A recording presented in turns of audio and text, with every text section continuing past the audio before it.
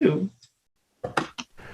You are live, you are recording, you are good to go with phone lines are open. Thank you, Matt, and welcome everyone. My name is Kathleen Cunningham. I'm the newly appointed chair of the Architectural Review Board, and I welcome you to the first board meeting of the 2022 calendar year. I want to thank the veteran members of the board for doing such a great job, and wish Betsy Petrosky well in her new pursuits as I'm replacing her to fill out her term. I want to thank Diane Benson, Chip Ray, and Esperanza Leon for being so welcoming and supportive. And I want to welcome Frank Guittard as our newest member also, who's our architect. The planning department, including our new director, Jeremy Samuelson, Eric Shantz, and Julia Kala, and Nora Jacobs. Everybody's been so helpful.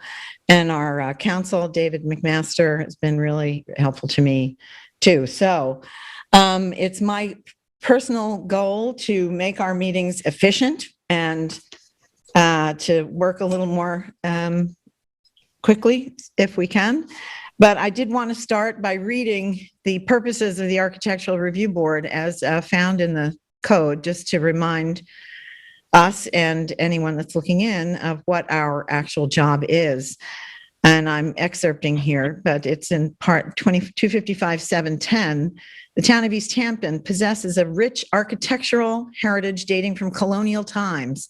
The enduring charm of local residences, shops, and other buildings, together with the historic associations, which many of these buildings have with each other and with the streetscape, constitute a visual and cultural resource which has allowed the town to be acclaimed as one of the most beautiful and historic communities in the nation. Enduring rural charm and historic character have also served to support the area's resort economy, which has grown to rival or surpass the town's traditional economic cornerstones of farming and fishing. Yet the growth of the town's resort economy with its economic benefits also possesses the potential to destroy the rural character upon which it is based. Continued prosperity requires the preservation of those things that make the town a desirable and attractive place for residents and visitors alike. To this end, it is important to ensure that commercial building design and, in certain circumstances, residential building design are harmonious with the town's essential character. Excessive uniformity or dissimilarity of design should generally be avoided, as should design which is inappropriate to the traditional and historic character of East Hampton architecture. It is also important that alterations to historic buildings and their surroundings be consistent with the historic and architectural qualities of those buildings and places, and that the architectural integrity of historic buildings is maintained.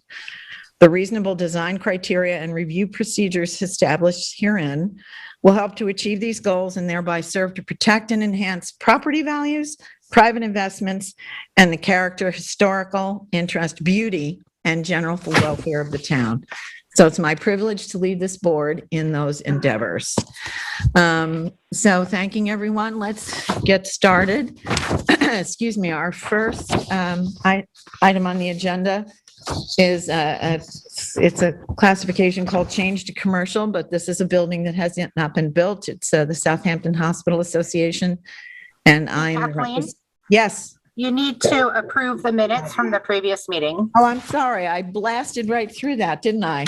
Chair opens the meeting and I'm on to applications. Thank you, Julie. And also, if I can just remind you that we're going to do 92 South Euclid first, okay? Thank you for reminding me of that also. Right. Okay, so approval of minutes. Do I have a motion to approve the minutes of December 23rd, 2021?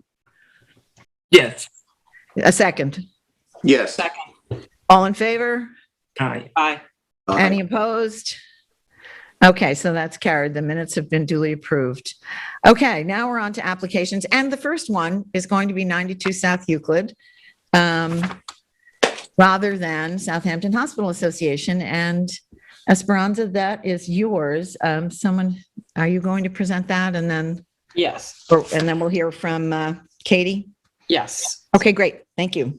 So, Kathy, you should read the tax map number into the Yes, application. please. Oh, I beg your pardon. Okay, thank you for the guidance, folks. 92 South Euclid Avenue, care of East End Land Planning, PO Box 232, Amaganset. Sub-County Tax Map number 300-49-1-15, 92 South Euclid Avenue, Montauk. Good.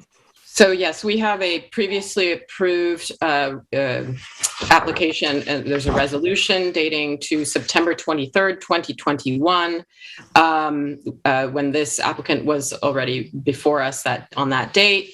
And they have returned to introduce a modification to that resolution with the addition of a dumpster enclosure that was a request of the planning board. That dumpster enclosure is located in the rear of the building. It measures 5 feet by 7.5 feet and would be, I believe, a vertical cedar board fence that would be at a maximum height of 6 feet. So where the alley is on this survey is the rear of the building. And you see there where Julie is indicating the 6-foot enclosed dumpster. And if Katie Ozeki is on, she could say a few words, but it's fairly straightforward. I think there is Julie, an elevation or plan that you can see basically what this will look like. But if you can just picture vertical cedar board fencing with double doors to access the dumpster, that's pretty much what this is going to be. If I may, I would like to unmute, I believe Katie's on the line. If I may unmute her. Oh, yes, please. Okay. Unmute, yes. Give me 1 second, please. There it is. Go back down, please, Julie. You just passed. It's page 7 of those plans. I just need 1 more second. There it is. I'm going Thank to you. unmute last 4 digits, 2007. Go back up. Sorry. Keep going down, Julie. It's the woman that has the blue coloring on the face of the building. Keep going. Keep going. That one right there. All right. Yeah, it's in the lower right-hand corner there. Okay. Okay. So if we all remember this application, we were favorable of this, and this is just a very minor addition. So I have nothing further to remark. Does anybody have any questions? No. Anybody have any further comments? So what do we do? We make a motion to accept this Yeah, change? I mean, I don't think we really need Katie if this is all that it is. Katie, did you have anything you wanted to add? I am here, but I think you guys covered it very well. So if anyone has any questions, like you said, Esperanza, we were going to originally try to screen it with landscaping, and then the planning board asked for the a 6-foot enclosure. So that's what we've done here. So there's updated plans, an updated survey, and there's the updated landscape plan as well. Okay, great. If no one else on the board has any other comments, I would move to whatever we do here, accept this. Yeah, I'll make a motion. Would you please? Yes, I make a motion to approve the application as submitted. And do I have a second, please? The modification, pardon me. Okay. May I have a second? Second. All in favor? Aye. Any opposed? Yeah. None? Okay, we're good to go. Thank you. Thank you, Katie. Thank you. Have a Who good night. seconded? You too. Katie. Excuse me, who seconded that? Diane. Thank you. Okay. All right. So now, thank you for correcting me, Esperanza. I bolted ahead on my revised agenda here. Now we'll do Southampton Hospital Association. And so I will take that and we'll hear from the applicant. So Southampton Hospital has made a proposal that has been accepted by the planning board, even though this application was not indicated that the planning board was still in its site plan approval, but that approval has occurred since this application was made. Excuse me, Kathy, Yes. can you please read it into the agenda? Oh my gosh. Yes. I'm sorry. Thank Yes. you. Keep slapping me around till I get it. Okay. Okay, so next on the agenda, Southampton Hospital Association, 240 Meeting House Lane, Southampton, New York, 11968, Suffolk County Tax Map Number 300-165-5-22, 400 Pentago Place, East Hampton. How do I get in on the meeting? Okay, so now Liz Vale was the, I don't know who is here for the applicant. Hi, I'm David David Larson. David Larson is here. Okay, great. Yeah, that's right. So David should be on mute. Is there anybody else on your team, David, that we should unmute for this? No, it's just me. It's just excellent. Okay, great. Okay, so this is my application, and I was also on the planning board for 7 years before I came here, and I happened to be part of the evaluation for the site plan, so I'm very familiar with this application. The applicant has submitted samples for the exterior surfaces, and that is and any other architectural elements that the Architectural Review Board cares to review or make comment on. That is the point we're at in this process. So I would just like to be able to say that we'd like a little more time so I can share these samples with my board members. I had them, I took them from the office. I probably should have left them there, but things being as they are with the virus, I brought them home along with everything else, and they don't show up well on the camera. So I think everybody might like a chance to actually examine the samples themselves. So that's where we are here. So I would like to open it up to comments. I don't know, David, do you want to? Would you rather hear the rest of the board make their comments, or would you like? Totally, however you'd like to go about it. We had a review with the board. I think it was September of 20, and they were very favorable about the presentation. And, Mr. Larson, can I just interrupt you? Whoever is not on part of the meeting right now, can you please mute yourself, because there's a lot of echoes in the background. I just muted them, David. Television. I just muted them. Thank you. So, we've been through a couple of iterations since then, and we had to go through some value engineering. The building was downsized a little bit.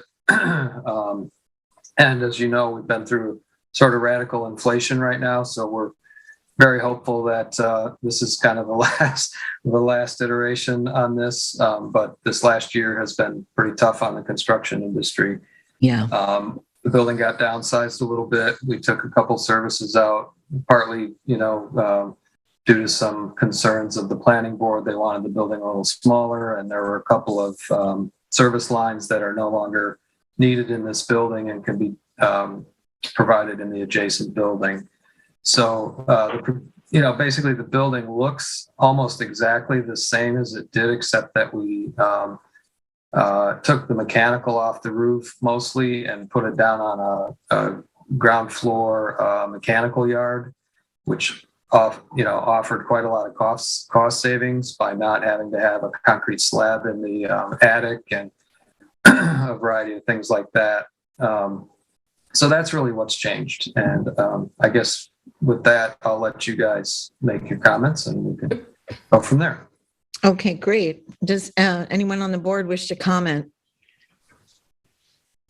So I have a few questions. David, thanks for your time. We can start here with this slide. It has to do with this catwalk. I want to hear now that the mechanicals have moved off I was just wondering, what is the purpose of the catwalk on the roof on the back side? So in a medical facility, there's a lot of exhaust required because of infection control and whatnot.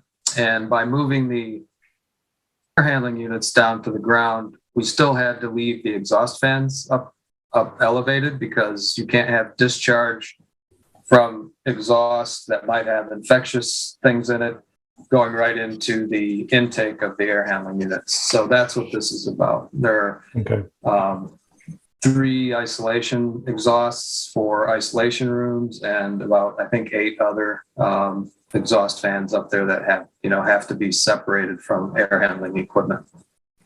It probably looks a little more dense than it will in the end, because up at that platform, which is really just for service, it really only needs an OSHA railing. So we're going to make it as slender and, sort of visually reduce the visual impact as much as possible. And it'll be painted to match the roof and that type of stuff. So, okay. So let me think. I think it's page 8.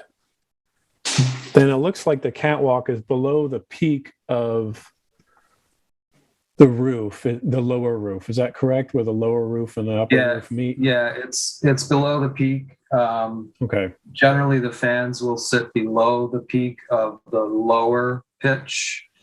There will be stacks that have to stick up 10 feet above the service platform. As for infectious exhaust, the workers who might service that fan have to be protected, so it does have to stick up 10 feet. So there'll be like 3 stacks. So is there anything, stacks, utilities, that's going to be above that peak? What I'm getting at is like from the view from when you turn in to go towards this building, are you going to see, what are you going to see? Is that all going to be hidden? The intent is that what the public would see is really almost no different than it was before. And that those fans would be kept below that peak. If we have to add a small fin, we're still developing some of that with the mechanical engineer right now, but if we have to add a small like fin or finial along that lower peak, we may be able to do that. But that's being developed right now, and we're just getting ready to go in for DOH for the design development submissions. So those are some details that we do have to work out. We're very sensitive to it. We know how important it is, and we want to keep the public view almost unscathed by the changes that we've made. So. Okay. My next question, if we could go to page 7 of the presentation, which I think is the following elevation. So specifically the west elevation. It seems like you all put a lot of thought into the materials and the fenestration of the east elevation, but the west elevation looks like it was kind of VE'd out. Is the reason why it's kind of stark, is it from a budgetary standpoint of view? Is it a feeling that that's just not visible, that there's not as much investment in that elevation? It's a combination of things. All the rooms on that side are service rooms that really don't want to have windows, and there's equipment going up against that. So there's really absolutely no reason to have those windows there. These windows are hurricane windows, by the way, and they're about 10 times the cost of your normal square footage of glass. They're very expensive. And so that was also a consideration for value engineering. Correct? Yeah. Well, it's not so much a question about maybe actual glazing and windows as it is about there's a rhythm of the materials and a scale of the east elevation that seems to work pretty well, that we don't have any of that on the west elevation. And I'm wondering is there anything that can be done in terms of, it's not glazing per se, but at least that could, I'd be curious what other board members would think, but it could be done with that elevation. Anyone going to see that elevation? Yeah, with The people in the service yard next door. It's, that side of the building has a generator and an ambulance carport. There is some grass over there, so the public, not the public, but the employees may go out there, and sit out there during lunchtime or various things like that, but not generally. The public is not supposed to be going back there. They're supposed to be on the south side of the building. Right. There may be an opportunity where we could change some of the color of the Trespa wall cladding, the rain screen material, to create a similarity of feeling, but it would require some study to figure out what that would be exactly. Right.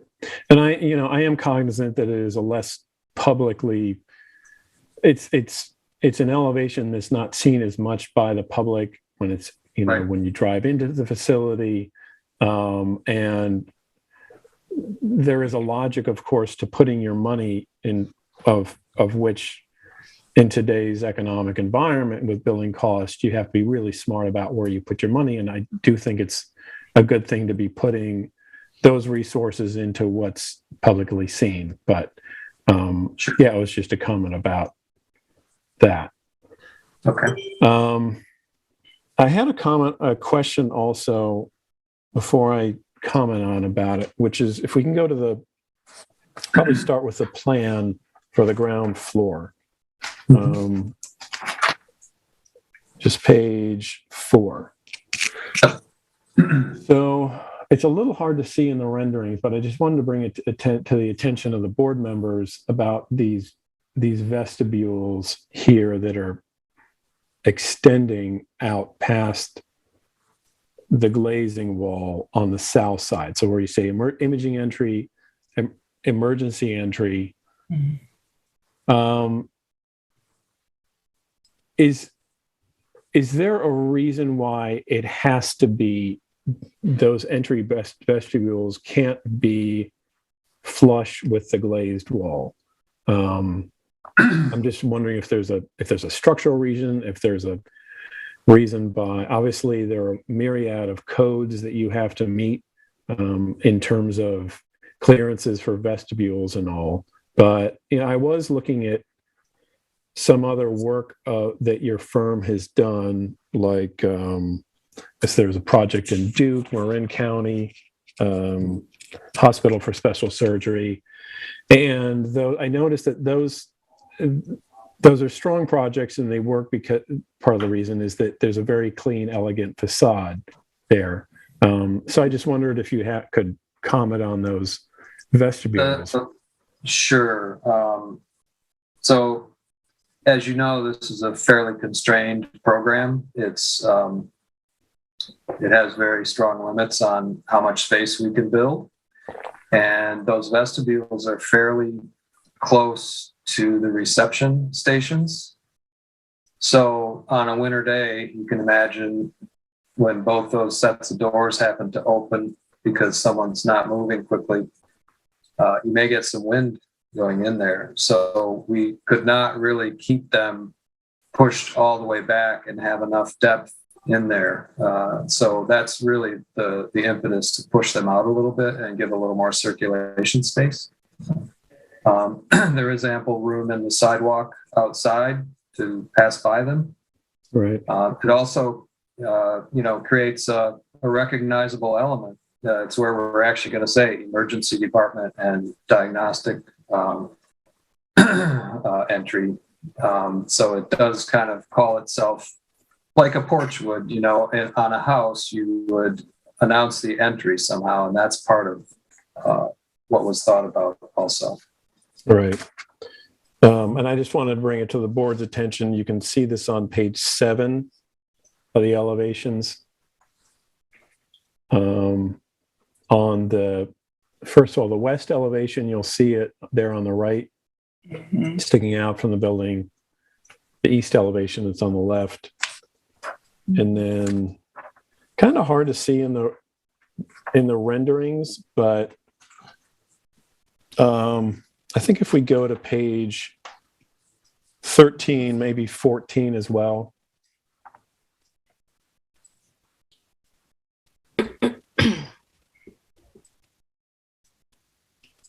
Let's try the next one.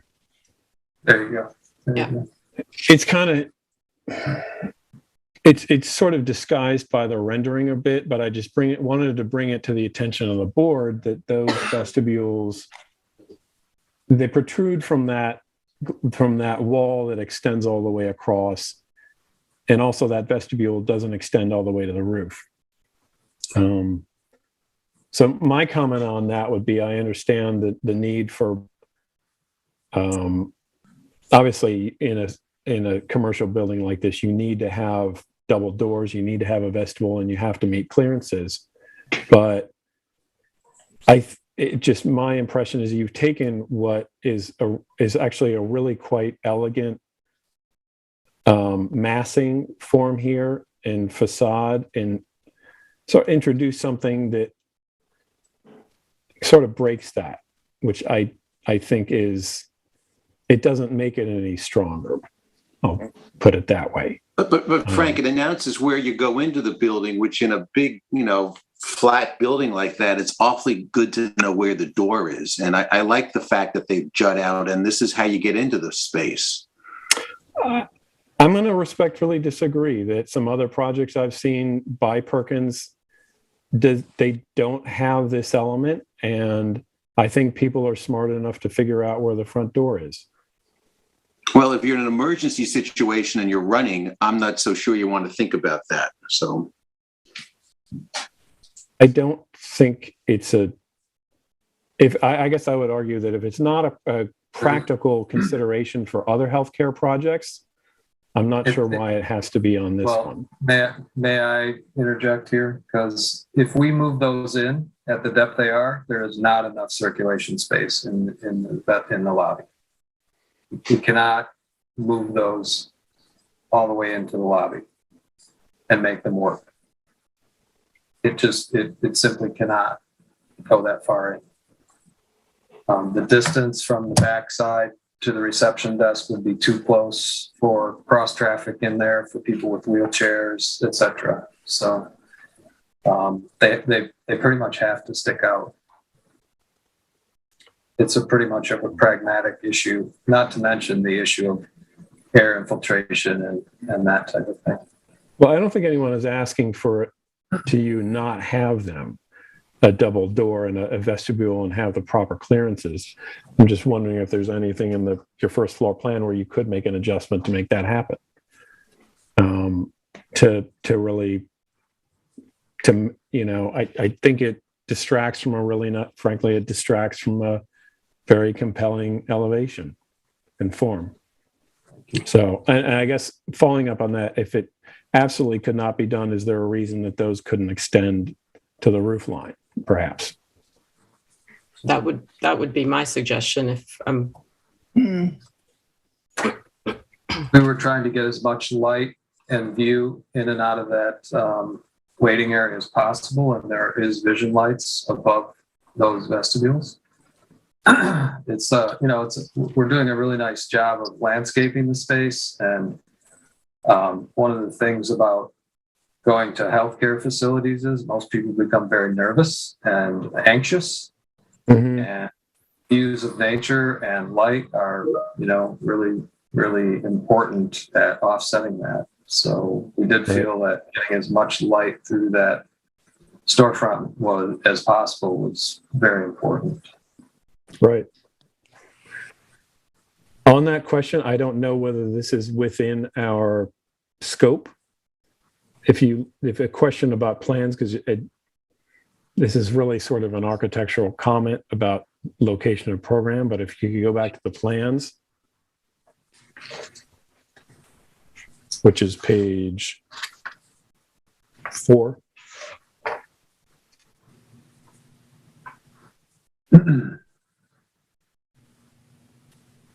Did you ever discuss putting the emergency room waiting room that looks out on that nice courtyard you've made,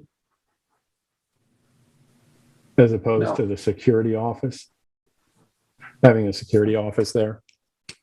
No, these plans have been being worked on for 6 years, and this is the affinity they've had for almost the entire time. Okay. So no, we have not. Okay. Next question. And the lounge has to be where it is because it needs to abut the ED so that anybody who's working in the ED can go in there. So you wouldn't have room to smash it over there, really. That's part of the, vagaries of doing a design like this is you have to make everything work in its adjacencies, and it has to be approved by the Department of Health, and these plans have been approved by the Department of Health. Right. Well, we don't want to have to go back to the Department of Health, so. Not really. I get it. Just a detailed question, rendering on page 15.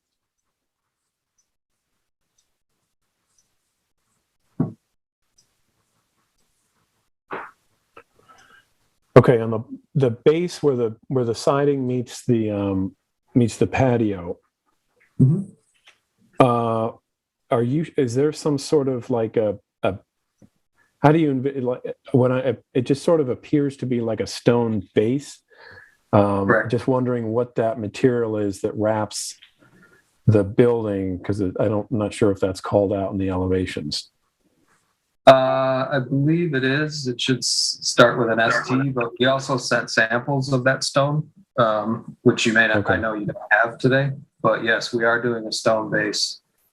For various reasons, the wood is not as durable, not wood, but the trespa is not as durable. And if you're shoveling snow or cleaning or spraying with water or doing various things, it will be a much more durable surface over time. So that was the intent there. Okay. Okay. Did you have anything else, Frank? I think that's it. Oh, actually, one thing that does architecturally, I just wanted to confirm the color of the windows and doors fenestration. Page, if we go to the rendering on, where's the page? Page 11. I don't know if it's just a rendering that came. It's because it do you intend to have like some door? This appears to be on the west elevation there, an anodized finish, whereas all the other ones appear to be a nice gray that matches the metal and the standing seam roof. The intent is that all the metal will be the same color to match the roof color, which is a weathered zinc finish. And I believe you got a sample of that as well. There might be a picture of it in the materials at the end of this, but the idea is that it's a very limited palette, because really that makes for a much more elegant design than having all kinds of different colors and whatnot. Yeah, agreed. I think that's it on my end, Kathy. Okay, that's great. Thank you, Frank, for that really careful analysis. And just to reiterate, if I could, Mr. Larson, if you could send another sample set over, it would help, because we only have the one, and I'll bring mine back to the office, but this way more than one person can see it if that's possible. Does anyone else have any comments on this application? Chip or Esperanza, Diane? No. Okay. It can happen. Actually, Pardon? if I could make one more comment, which is a practical one. Go ahead. That the issue of snow runoff from a standing seam roof. Just make sure that I would want to make sure that there are snow guards where needed to keep snow runoff to the cars. There are, just so you understand, you may not have looked at the sections in that great a detail, but all the way along the low points of those roofs are integral gutters. Yep. That are fairly wide, and we'll get snow guard on there. I'm not sure if we're doing heat tracing at this point in those gutters, but that might also be worthy. Great. Okay, great. All right. So thank you, Mr. Larson. If you don't have any further comments, if the board is satisfied, then we'll move on. I guess we'll Table. We'll table this for the next meeting, and I would urge all our planning board members to please get into the planning department to see these samples so we can move this along. Why are we tabling this? Yeah, why are we keeping? For the samples? I think as people need to see the samples, people wanted to see the samples of the exterior samples that were submitted. There's only one set, and I have them here. So they're not yet, I can't, they don't look good on the camera. You can't really make a judgment on them if I will There's say, nothing that Mr. Larson needs to do. It's for our board members to look at the samples. Right. Okay. So is that something we can do and put them on the next meeting? That's, I thought I just said that. Yeah. I'm just saying to urge our board members to please go in and review the samples so we can address this at the next meeting and move Thank along. you. okay. Kathy, did we receive, for the wood siding, do we have just the classic oak that's specified, or were alternates submitted? Yeah, that's what I was going to ask. Thank you. I Fran. have, Yeah. excuse me, I have exterior wall, roof, and exterior wall base, none of which can be seen. So, this is, yeah, there are three samples. We didn't really propose any alternates, and this was what was approved by our client. So this is what we want to go with. We'd like a light, simple palette that's slightly understated, but Right. light, not dark. And that's what we're going. That's what we Yeah, would I like think to see. I think you would have agreement on that. There's a lighter color of this wall sample. I wouldn't mind seeing that because this looks a little dark to me. But Yeah, I mean, I wouldn't mind seeing some samples of the larch cedar and perhaps even the walnut. But primarily the cedar and larch I'd like to see. You said large or larch? Larch. There's Siberian Yeah. larch Okay. is one option. And the other one says mystic cedar. Mhm. okay, and then we can Let take me see if- another. Let me see if we can get those. Supply chain's been slow, but I'll try to get those soon. How long do you have to get those before the next meeting? Well, we meet again in 2 weeks, so if you can get them into us, as soon as possible. We'll see what they can do. Thursday, maybe by next week, if you can get in by next week sometime. Maybe by next. We'll give them a Thursday. call and see what we can do. Okay, Okay. great. Thanks. Just keep us posted. Okay, anybody else? Are we good? No, that's it. Thank you. All right, thanks very much. Thanks, everybody. Okay. Thank you for your time. Yeah, Thank you. you. David. We can't wait for this thing. yeah, right. Okay, thank you care. very much. All right, now we're on to item number 3, which is Il Buco, 231 Main Street, LLC, PO Box 7132, Amaganset. Suffolk County Tax Map Number 300-171-2-4, 231 Main Street, Amaganset. And this is Diane. Yes, we have already approved the concept. This is for an enclosed entryway into the restaurant from its side alley, Il Buco on Main Street in Amaganset. We approved the concept, we approved the design, and we questioned their choice of color, which was this turquoise color, not actually that bad, to match their awning. And we suggested that they either match the metallic parts of the building or the upper story facade color.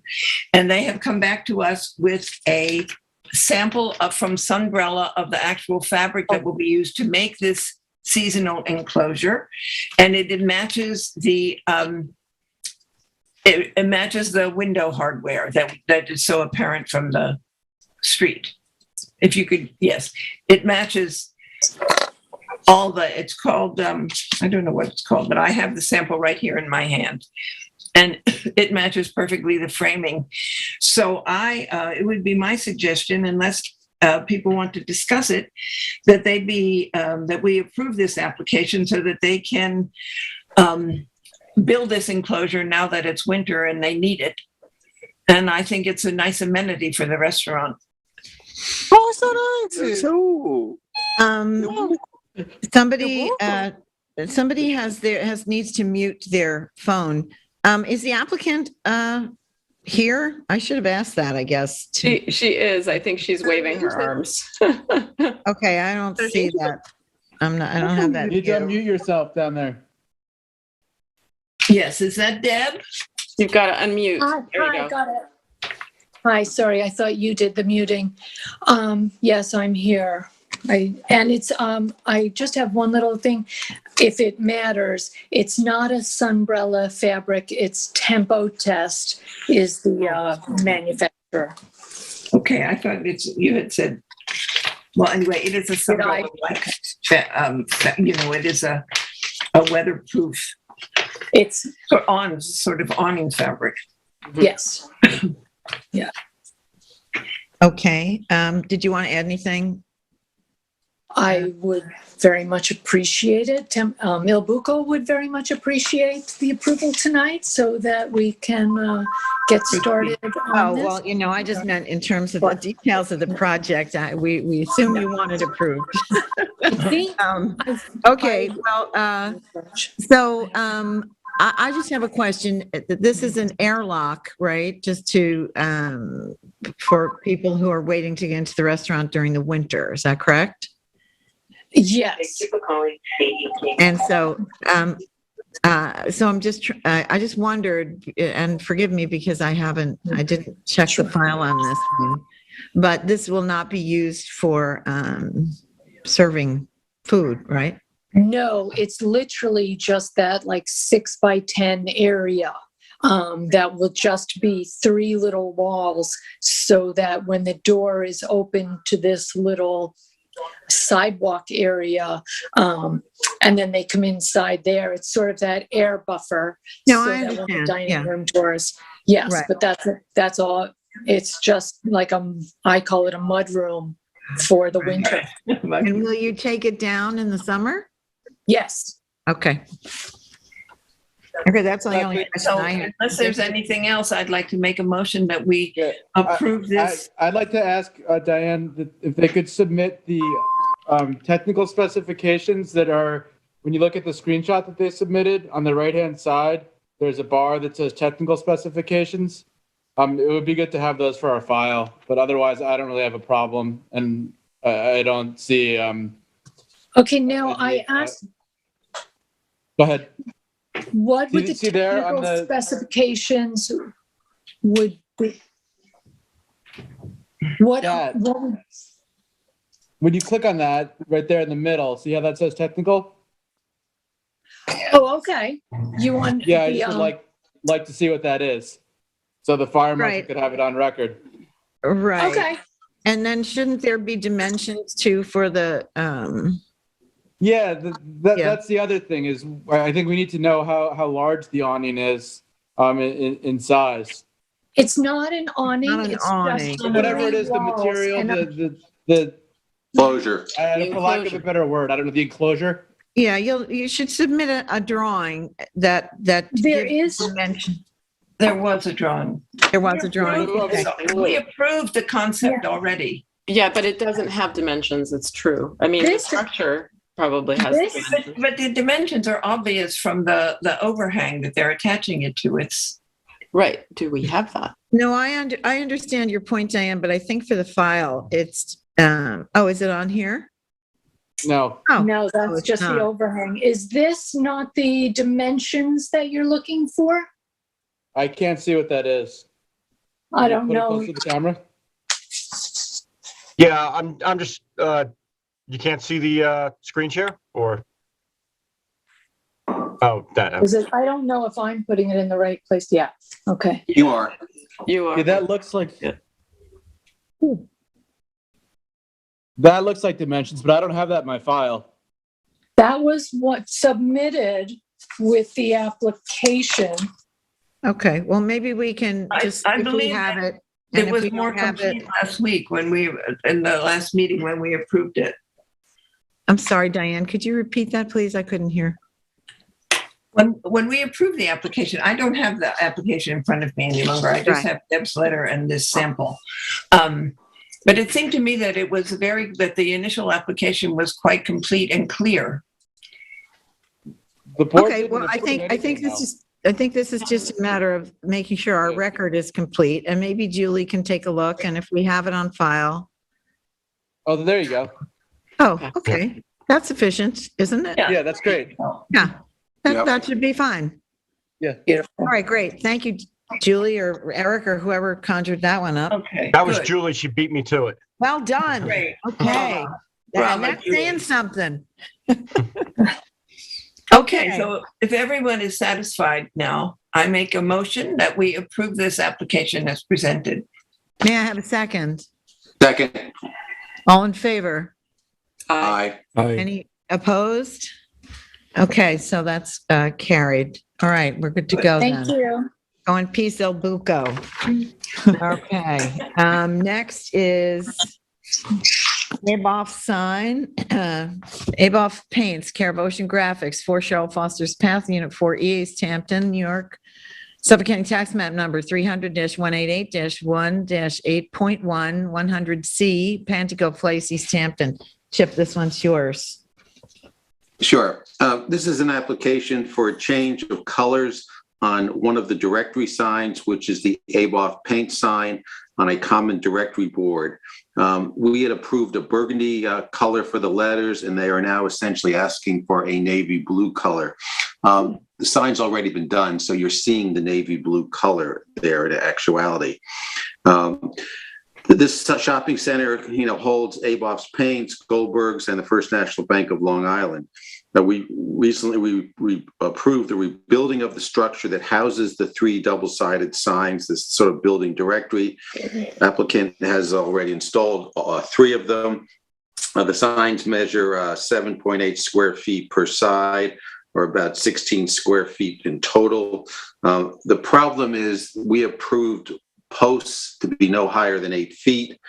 In their diagram that they provided and in my measurement, these posts are 8.5 feet tall with finials on top of them. It takes it over 9 feet. So that's problematic from my post, from my size. The other issue is I don't believe we ever approved the First National Bank sign that miraculously appeared on it, and I'm not sure where how that got there. Does someone from Ocean Graphics want to talk? Are they on? Yeah, that's a good question. I have to remember to do that. Is someone, is the applicant represented? Is someone here? Skylar or Will? While we wait for them, if I could just. Let me just ask a question. I just want to ask a question of David. If the applicant is not present, do we generally table? Do we table the application? If it's probably. Yes, the board's welcome to discuss it, but we do table it generally unless it's. Yeah, because I'm planning board. We didn't even discuss it if the applicant wasn't there. We didn't feel that it was appropriate to discuss without the applicant. Okay, so that's the same policy. Okay, so do we have is the applicant represented? Would appear not. Kathy, I think what has to happen here is if we're going to hold them to the 8-foot posts, they're going to have to take this structure out of the ground, cut it off, and lower it so the posts are no higher than 8 feet. Right. Okay. I think that's a good recommendation. But otherwise, we table it. Right. So If I can just make the note. The applicant. What? This is being tabled so we can have the applicant appear. Well, how are we going to tell them about the 8-foot posts? Oh, No, yes, I agree. I'm just clarifying that that's the reason we're. Yeah. Yeah, I think that's it. Esperanza has a comment. I'd like to hear her comment, please. Yeah, I just want to read from my notes from when they were approved that they were to return with a final proposal for all other signage. And I'm not sure if that was for the one that was contained in this sign or for the ones on the building, but I think for this one. And that it was to be at a maximum of 8 feet. We know that. But I also have a note that it says no finials. Okay. Well, it's Esperanza, I actually saw the finials there. The other ones that were there previously were quite exaggerated. These are pretty tasteful. I mean, it makes it look nicer, I think, to have these finials where the other ones were sort of exaggerated. I think that was a request Betsy made. I don't think it was ever written into the resolution. I read the resolution. No, I did too. I know. I'm just making the note of what was discussed. Okay, Yeah. well, at the very least, it's got to be shorter. And one of the ways they can shorten it is to remove the finials if they want to, I don't have a strong opinion about it one way or the other. Unless anybody has something compelling that they feel they need to add to this discussion, I'd like to move on. Hello, can anybody hear me? Yes, who is this? Hi, my name is Skylar from Oceanographics. I've been trying to talk to you guys, but I wasn't let in. Okay. I'm sorry. All right, I'm going to have to start making sure okay, sorry, did you say your name was Michelle? Skylar? Skylar. So I Skylar. spoke to Okay, Skylar, so did you today. hear what we were saying? Relatively, you guys are trying to figure out why the posts are higher than 8.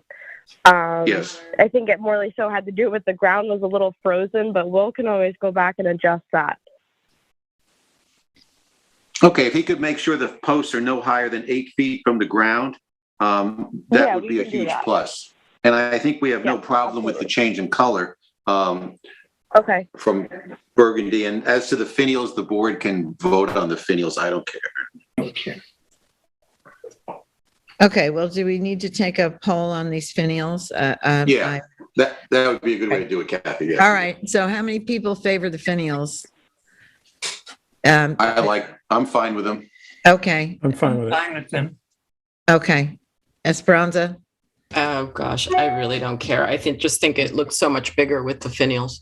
Yeah, I do too. But if they're going to lower it anyway, we need the posts not to go over 8 feet. Skylar, you understand that, right? Including the finial. Yep. Including the finial, yeah. No Okay. problem. Okay, great. That sounds great. So I think do we need a motion on this or? Well, I think they've got to do the work and then we'll come back and Then look come at back. it. So. Okay, so then we'll put them back on and have another inspection once the work is done, and then we'll go from Well, there. hold on. So we're just making a motion on the modification, which we're approving for the navy color. Is that correct? Yes. Okay. Right. So we for can vote on that. piece of it. Okay, thank you. Thank you. Esperanza, do you want to just clarify that in terms of making the motion or whatever for the record? I'm a little bit lost. Oh, well, no, I think, the application was for a modification, changing the color from burgundy to navy. So I presume we can vote on that. Right. And then they have to reduce it to the 8 feet to comply with the resolution. And once it goes for CO, then that will be excellent. Correct? Should we just wait and do it all at once? Does staging it like this make it more complicated?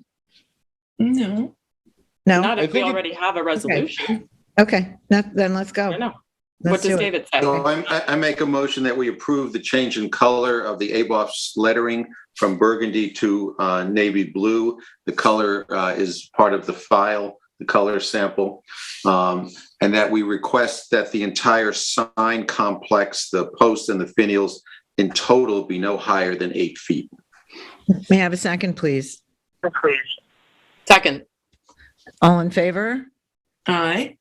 Any opposed? Okay, we're carried.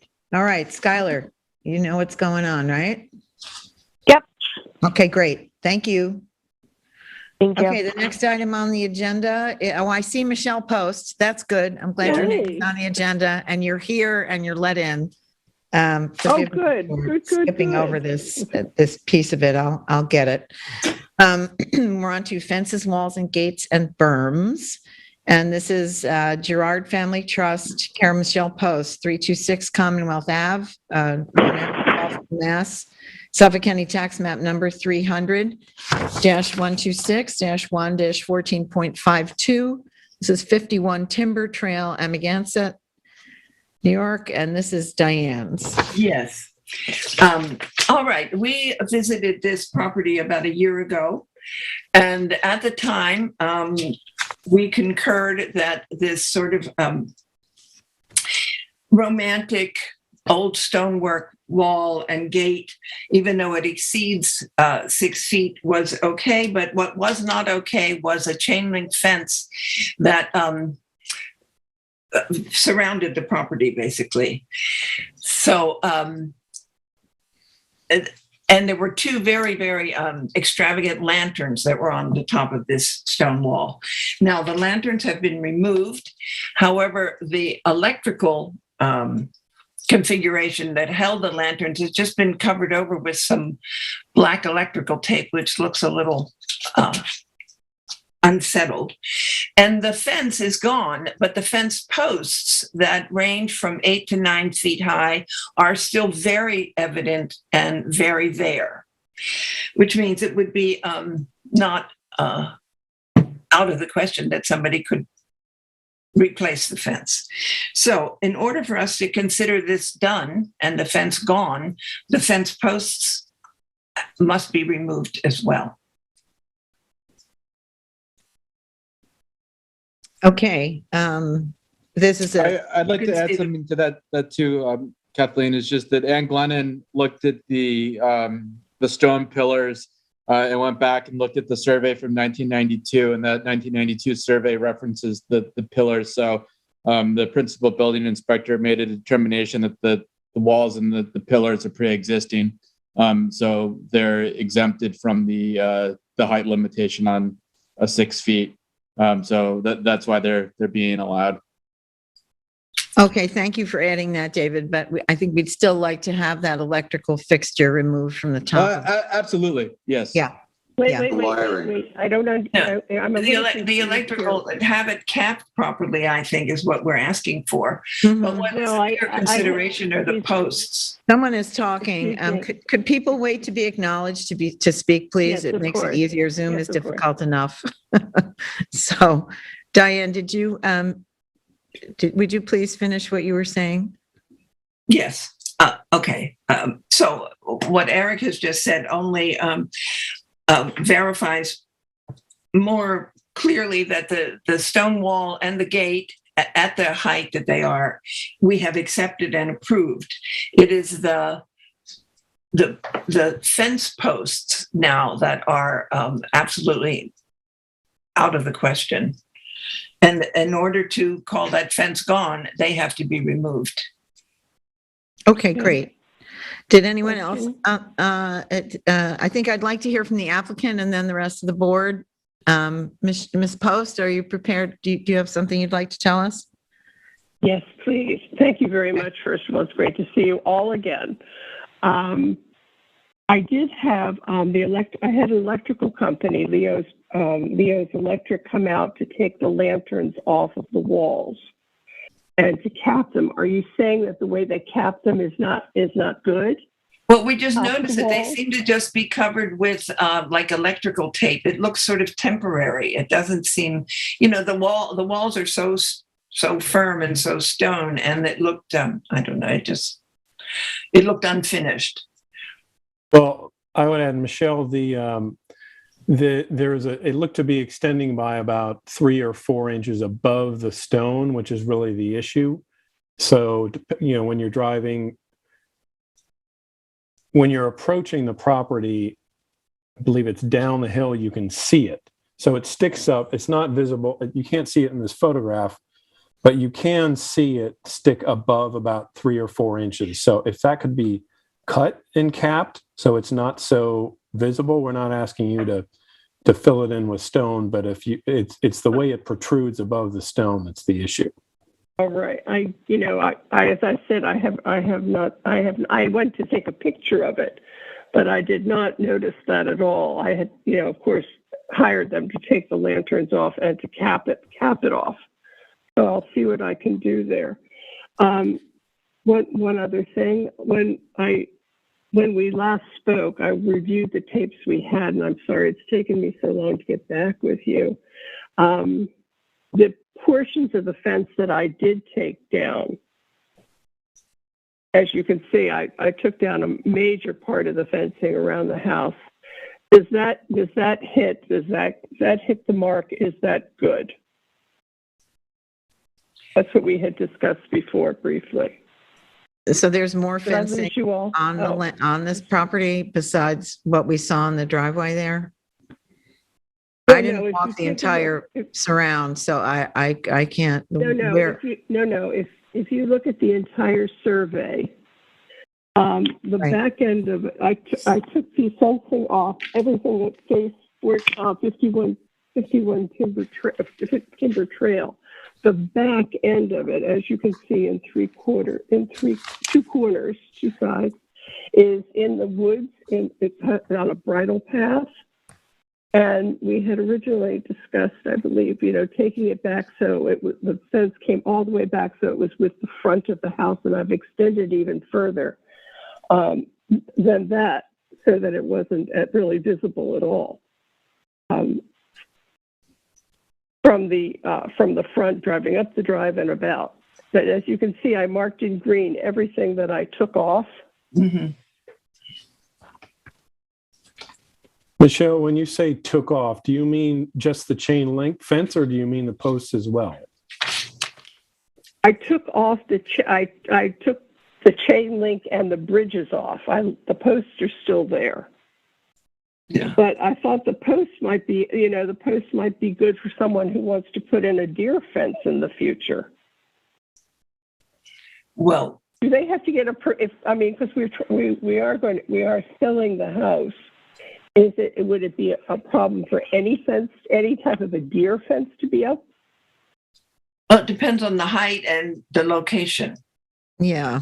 Well, no, I'm not doing that. That's not what I'm saying. But the deer fence the way the fence was, the way it shows on the survey, is the property line.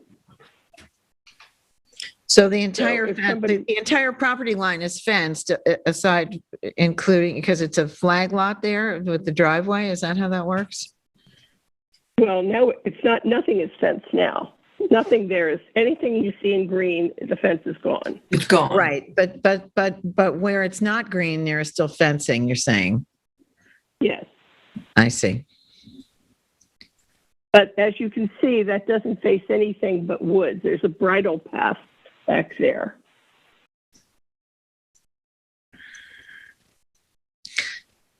And how tall is the fencing?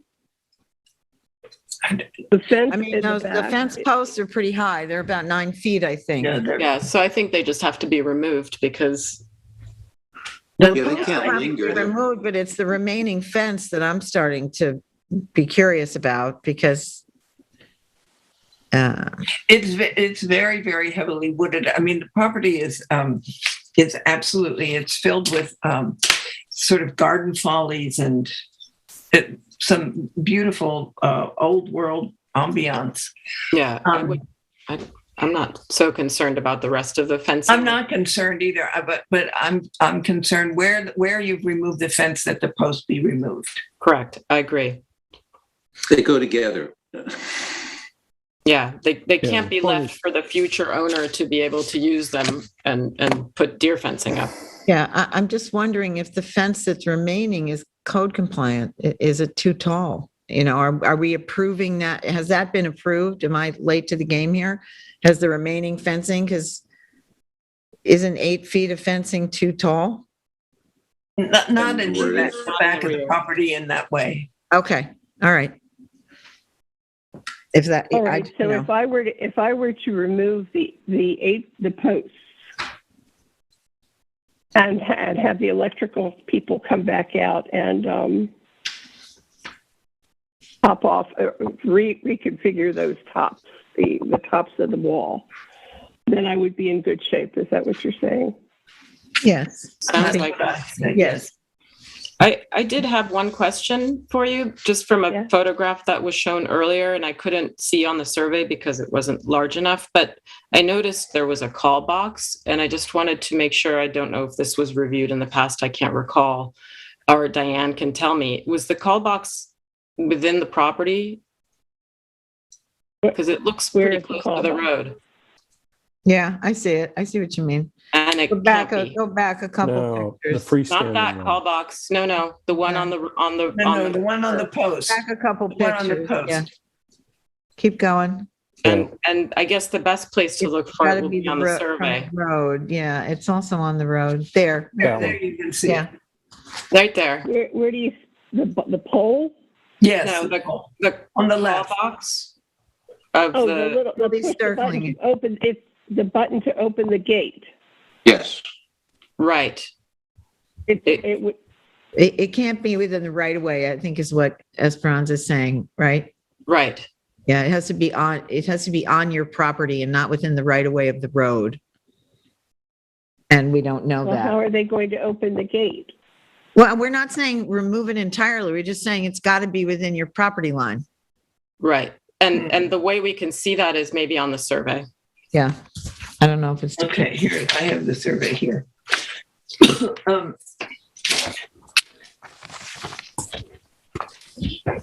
I just don't want you to have another problem come up. According to the survey, it's not on the property. It's not on the property line. Not on the Right. property. Okay, so that's something else we're going to have to take care of, I'm afraid. You know, this is a cul-de-sac, and this is the far side of the cul-de-sac. It's a sort of a remote location. How far is it off the property? Well, I don't think it matters. It can't be in the right Yeah. way. Is it a couple inches or is it a foot or two? No, it's more than a foot. More than a foot. I mean, you'd have to scale it out, but Julie's zooming in right now, and you'll see it clearly. But I must share with you. You know, I understand what you're saying, but the next house is way up on the hill, and no one ever comes to this. If you're looking at the property, this is all woods there. It is complete woods. I don't really think that's the issue. Yeah, the gate control box. Isn't there another call It's box very on the remote, stone and pillar? obviously it's been there since 1992, you know. I don't see where the property line is. It's the property line is the dark line just in the middle of that apron. So between apron and gate block. Yeah, there you go. It's an arc. Oh, the keypad. I see. Right, Yeah. right. Okay. Keypad sits outside of the property line, Right. Yeah. which And is it's been problematic. sitting there since 1992, I would imagine. But we don't know. We don't know that. We don't know that it's possible that the keypad was that what we're seeing on the stone gate is the original keypad, and someone later installed Well, a keypad for ease of use out It there doesn't- where it it is looks- now. it looks very 20th century. It doesn't look like anything that would have been put in the 21st No, century. I realize that. I'm not even that concerned about the way it looks. It's just that if, it's not on the property, We can't approve it. it's on the town's property. It's not part of the, we can't approve something that's not on the property owner's property, Okay, Yeah. So it won't be added to the CO and you risk being violated by the Exactly. by the It's town. time But to I mean, sell. the board Yeah. can certainly proceed to approve the other parts of Right. the application. And just the applicant can know that this is something that's not part of the approval because it's outside of the property line. And Right. all the factors that you've mentioned about it being on a cul-de-sac outside of traffic, in my opinion, make it unlikely that you're going to have an issue, but we can't guarantee that you won't, is all that we're saying by bringing this up. Yeah, it's just a courtesy to point out to you that this could be a problem for you going forward. Uh-huh. But other than the other two recommendations that Diane had, did anybody else, and Frank's comments about the electrical outlets on top of the stone, does anybody have anything else? No. Well, I would like to just want a question and just make sure that what exactly are we approving or stating regarding the fence as it regards to the entire property? And are we saying that the posts have to be removed along the entire property line? What We're saying the posts have to be removed as depicted by that green marker. Green line on I was asking about earlier, and that the board seems to be favorably disposed to leaving the rest of the fencing up because of the nature of the property, even though I'm not sure what the height of it is and if it conforms to our requirements. Well, It is in the back area. It's an entirely wooded area. It is the same height as the other fence. It is an 8-foot fence. Okay. But So an 8-foot fence along the property line. Those two. But there is the reserved bridle path on either side of it. No, I understand. I'm just trying to be clear.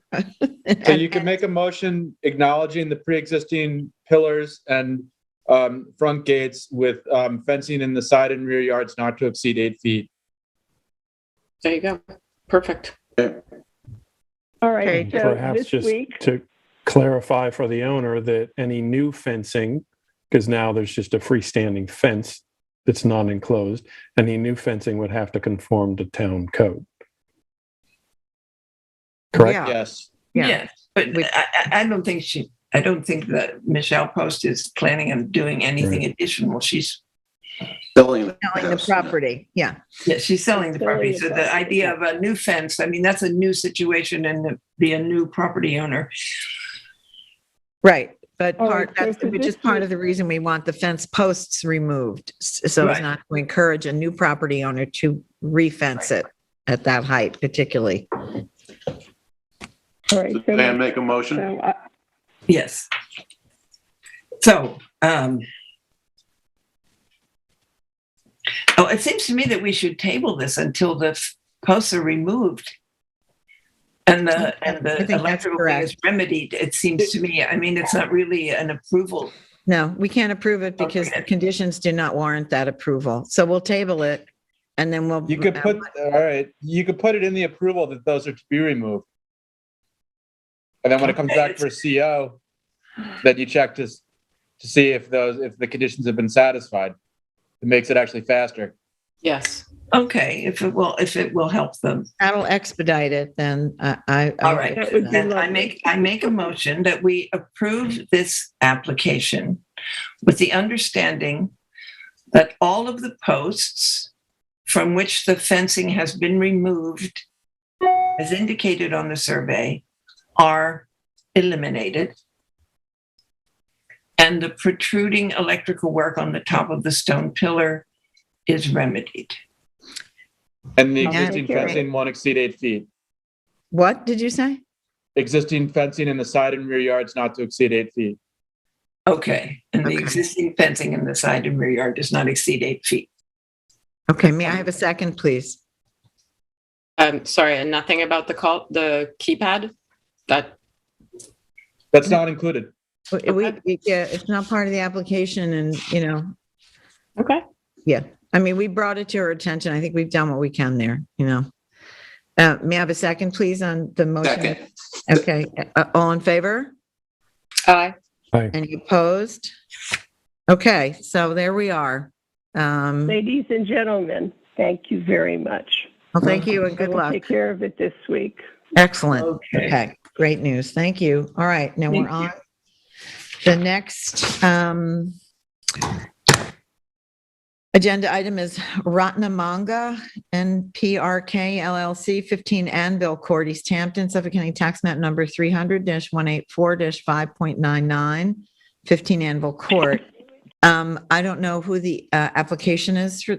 The applicant is possibly the owner. I believe the owner is supposed to be joining. Yes. Ms. or Mr. Manga? No, this is Kevin Mullaney. Can you hear me? We can hear you. Okay, And we can are, see you. thank you. As of 2 days ago, we're the new owners. Oh, okay. Oh, Congratulations. okay. All right, and this is Esperanza. This is yours. Yes. Okay. All right.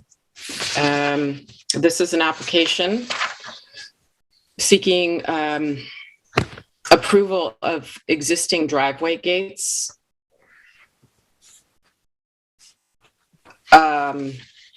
which are white wooden driveway gates at 6 feet maximum height. It says on the application. Anvil Court is a quiet cul-de-sac, part of this entire subdivision that seems to be all named after horse-like things. Off 114. Off 114, exactly. And this is a horseshoe driveway, appropriately, enclosed with these two pairs of driveway gates. The measurements that I took, the actual dimensions of these gates, the actual gates, each panel is at 6 feet height, but not from grade. They're really more anywhere between, with the pillars, 68 to 80 inches. So a lot of it exceeds the 6 feet.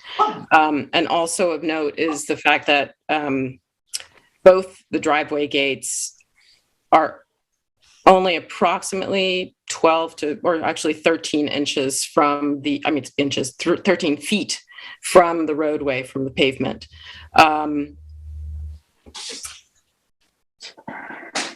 And then the deer fencing that is attached to that is just 4 feet, so that's fine. I also just wanted to make a note to you as the new owner, as I looked at the survey. I didn't enter the property, but just looking at the survey, you seem to have 8-foot wire deer fencing, and some of it does seem to wander off outside of the property line. So we would need to take a look at that as well, because that you need to bring that in if indeed it is not, if it is your fencing and not the neighbor's. But it would appear to me from the survey that it is yours. So back to the driveway gates. These are the only driveway gates that I could see in this neighborhood. And they're too close to the road. They're very imposing, and I'm not inclined to, I don't think that they should continue to exist, frankly. Okay. Well, if the deer fencing is 4 feet, then why do they need 80-inch gates? Yeah. Well, that's a good point. Yeah. Okay.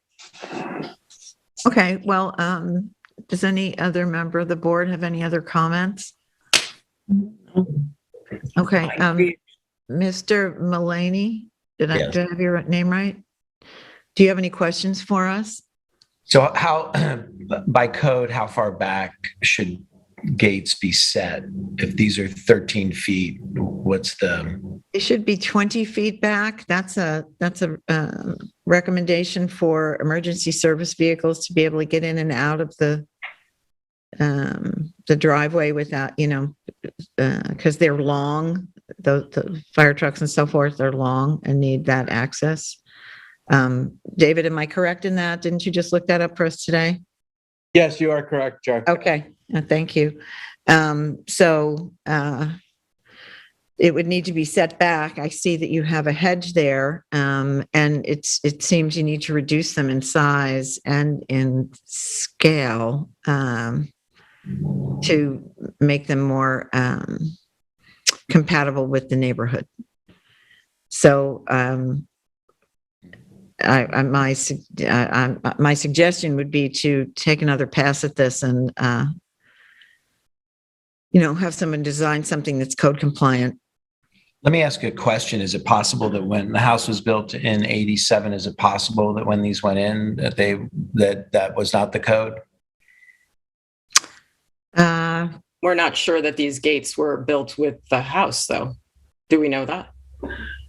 I mean, the only thing that would demonstrate that is if you have a certificate of occupancy that shows these, and it seems to me you're trying to get a C of O, which would indicate that they weren't.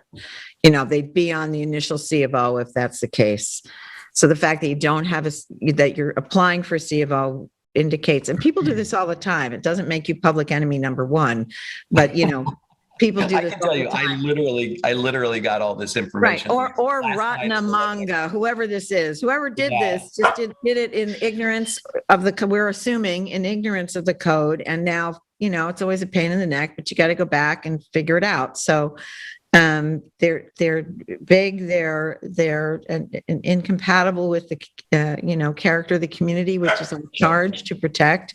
So you have to get somebody to design something for you, and I would.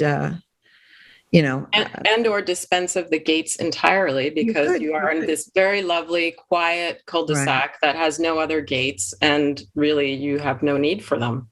Right. It's a good suggestion. It might be the easiest route is to just remove them. If And they're a little decrepit. If you don't really need them, and you could just remove them. Well, you don't quite sound like the welcome wagon. I'm not the realtor. I'm sorry. No, listen. In all fairness, we have this was a very difficult sale, and the owners were, not forthcoming, and lots of other things that aren't your problem. The question is, so the two options, if they are grandfathered, does that matter? No. So if when they were put up and it wasn't the code, you're saying that wouldn't matter? But we're saying that they weren't on your CO, so it's more than likely that they're not grandfathered. Okay, so if we just take them down, we're good. You're good. Yes. Good to go. Golden. And then, of course, there's the matter of the 8-foot deer fencing that's wandering off your property line, which Esperanza pointed out, but it's not part of your application. But you might, you might have a hang up with the CO on that too. I'll look into that. Yeah, because what happens is the building inspector will come and look, and if you don't have a certificate of if these things have not been approved by the appropriate boards, then you're not going to get your CO. So remove the gates, check on the fencing, and you should be good. Okay, so what do you? So that'll be on the inspection. I would ask you to call the building department and ask about those protocols. That's not something that we're just asked to look at the gate and see what things at the gate. Yeah. So after you remove the gate, you need to call the building department or code enforcement to have somebody come out and look at it and verify that it's all up to code. And they'll be able to direct you better than we can. So that's good advice to call. So we have an inspection scheduled. So if I get the gate down this weekend, which just be a good hard shove to make that happen. Yeah. Okay. Well, do the best you can, and when you get it down, then we can look at it, and then you'll have the. I don't even think we have to look at it. I think you'll just get your C of O then, the building inspector inspection, and on you go. Kevin, you have to take the posts down too. Right. Yeah. The whole. Yes, the entire thing, the pillars and the gates. Yes. Yeah. No problem. Okay. All right. Great. Kathy, I do have a question on the topic of fences, because we bring it up. Can we bring back the survey? I just wondered, there is a 50-foot, looked to be a 50-foot scenic easement in the backyard. I'm just wondering, is a fence permitted in that? Generally not. It can't be in it, but it looked like the fence was outside of the easement. Can we pull that up? Are you able to pull that up? It was up there just for a flash. Endeavoring. Yeah, I looked at this yesterday and I didn't see that the fencing was in it, but I could be wrong. Is it on the south side there, or I guess that's the east side or the west side? Which is north? It's on the bottom. Right, on the bottom of the, okay. Just wondering if there's an issue with a Where is the scenic easement. It is. It is. You're right. That is right. You're so right. That is the fencing. You're right. You're so right. Thank you. Really good catch. Pointing that out, Frank. Good catch. That has to come down. So that's the spike round gate, and then the deer fence is below that, correct? Or is it the whole? I see. It's just the one, not the horizontal line, but the squiggly dotted line that says it's 50-foot scenic easement. Yeah, the fence is that thing that's got like a little line. There's also obviously clearing in the easement, which would preclude a CO from being granted. Yeah. But I also just wanted to point out, I just looked at the survey attached to the most recent CO, and it clearly illustrates the pillars, but not a gate. Okay. But maybe this isn't the best time and place to be discussing all this stuff. Yes. Mr. Mullaney, if you'd like to contact me, I'm Eric Shantz from the planning department. If you'd like to reach out to me tomorrow, I can look into the property history for you, and we can figure out how to proceed. to remedy any situations you might have. That'd be great, Eric. Thank you. Yeah, thanks very much, Eric, for jumping in there. And Frank, great catch on that easement. Yes. Because the scenic easements are meant to be undeveloped in every way and left to the natural vegetation. So Eric is a great resource for you, Mr. Mullaney, and we wish you luck with that. Thank you. It shouldn't be that hard. It's a mess right now. It feels like a mess, but it'll all work out. And it'll feel so much better. Yeah. What exactly do we do then? We just withdraw this, or what do we do? I don't know, David, what is the protocol here for this? If he's willing Eric, to do you think that there's anything that they're going to need ARB for in the future that's worth keeping this around, or should he just withdraw it? Yeah, I mean, I don't see the harm in just tabling it for now, Okay. just because I need more time to figure that out. All right. So we'll find out what the deal is with the gates, and then we'll go from there. Okay. So we're tabling it to investigate the location of the fencing? Yes. Yeah. Yes, please. Okay. All right, Mr. Mullaney. Thank you. Thank you. You're good, right? Okay. All right. Good luck to you. And thanks, Eric, for jumping in. And Frank, I really appreciate that catch. Okay, so we're on to Harry Pinkerton IV, Kara Joel Halsey, LLP, PO Box 5030, Montauk, Suffolk County Tax Map Number 300-166-4-1.4, 92 Spring Close Highway, East Hampton. This is Esperanza's, but it's been I forgot the language. Postponed at the request of the applicant. So we're going to move on to number 8, which is Dean Vartan and Christine Abajian, Kara James Vanderwatt, 25A Gardner's Lane, Hampton Bays, Suffolk County Tax Map Number 300-156-04-029, 45 Coster Lane, and that's mine. And let me just get myself organized here. Okay, so this is an application to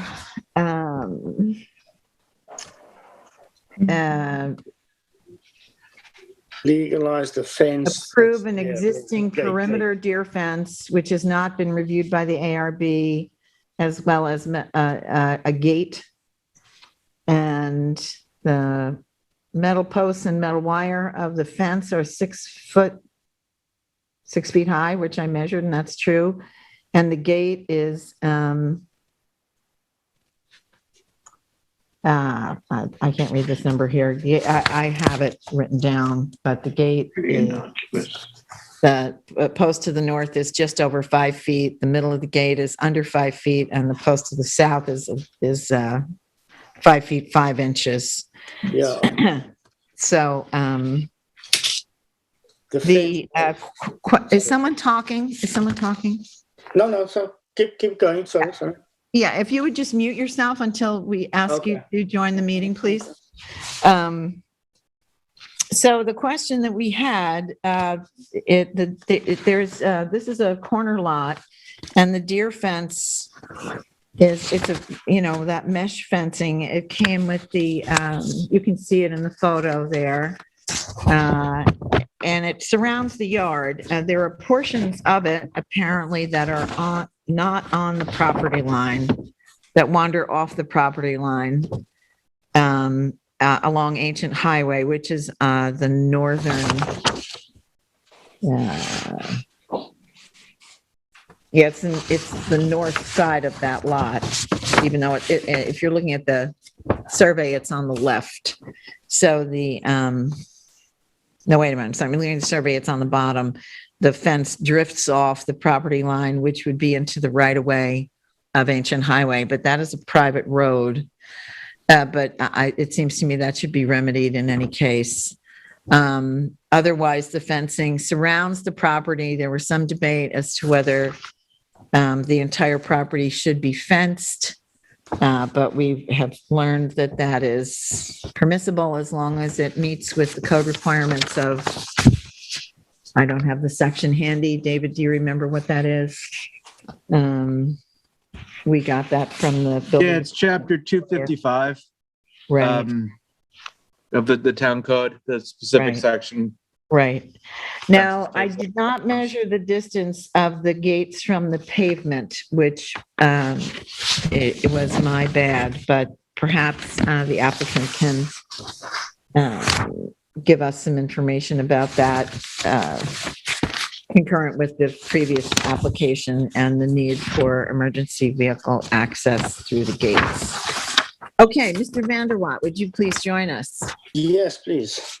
Thank you. Welcome. Welcome. Thank Do you. you have any comments? Yes, I sort of scaled. I didn't measure actually the exact gate position, length from the road.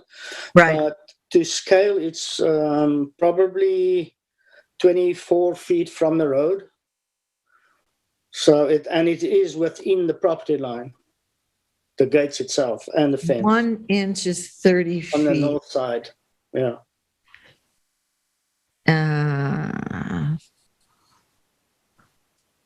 Edge of pavement. Okay. Yeah, it's with. Sorry. Yeah, it's roughly 24 feet from the road. Okay. Well, then that's as long as it's 20 feet from the road, that would meet the criteria, right, David? Yes. That's close. 30 feet. An inch is 30 feet, you're saying? So half would be 15? Wait a minute. That doesn't look like, oh, I see. And that's a wooden gate. Yeah. Okay. Yeah, that makes sense. Yep. Okay. It's about 24 feet. No, you're right. I see. Yeah, I think that's right. So, I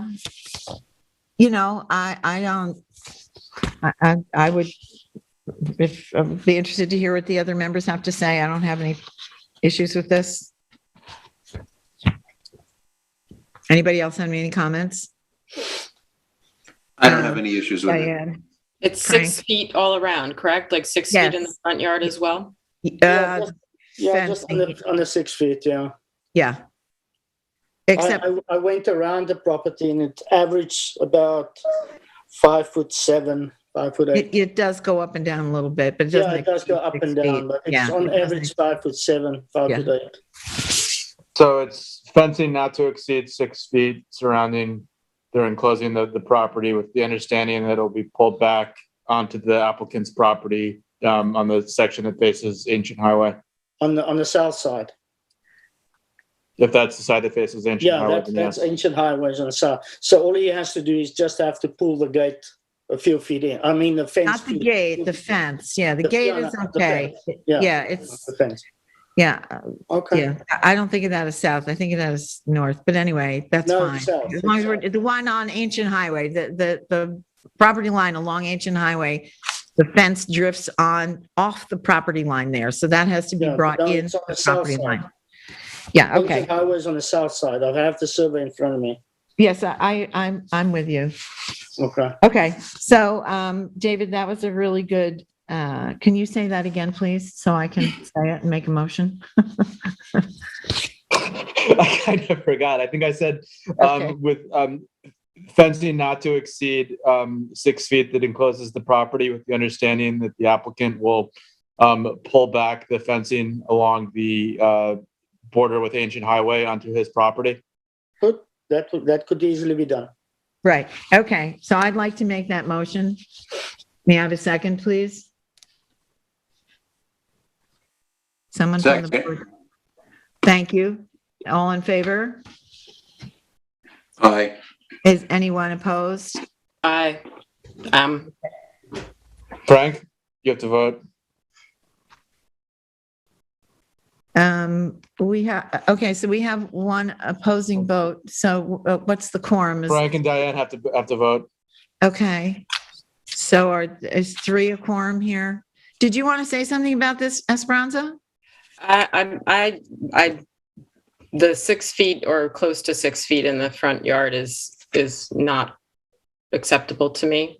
I just think it looks horrible, and having the whole property enclosed in that way is not favorable.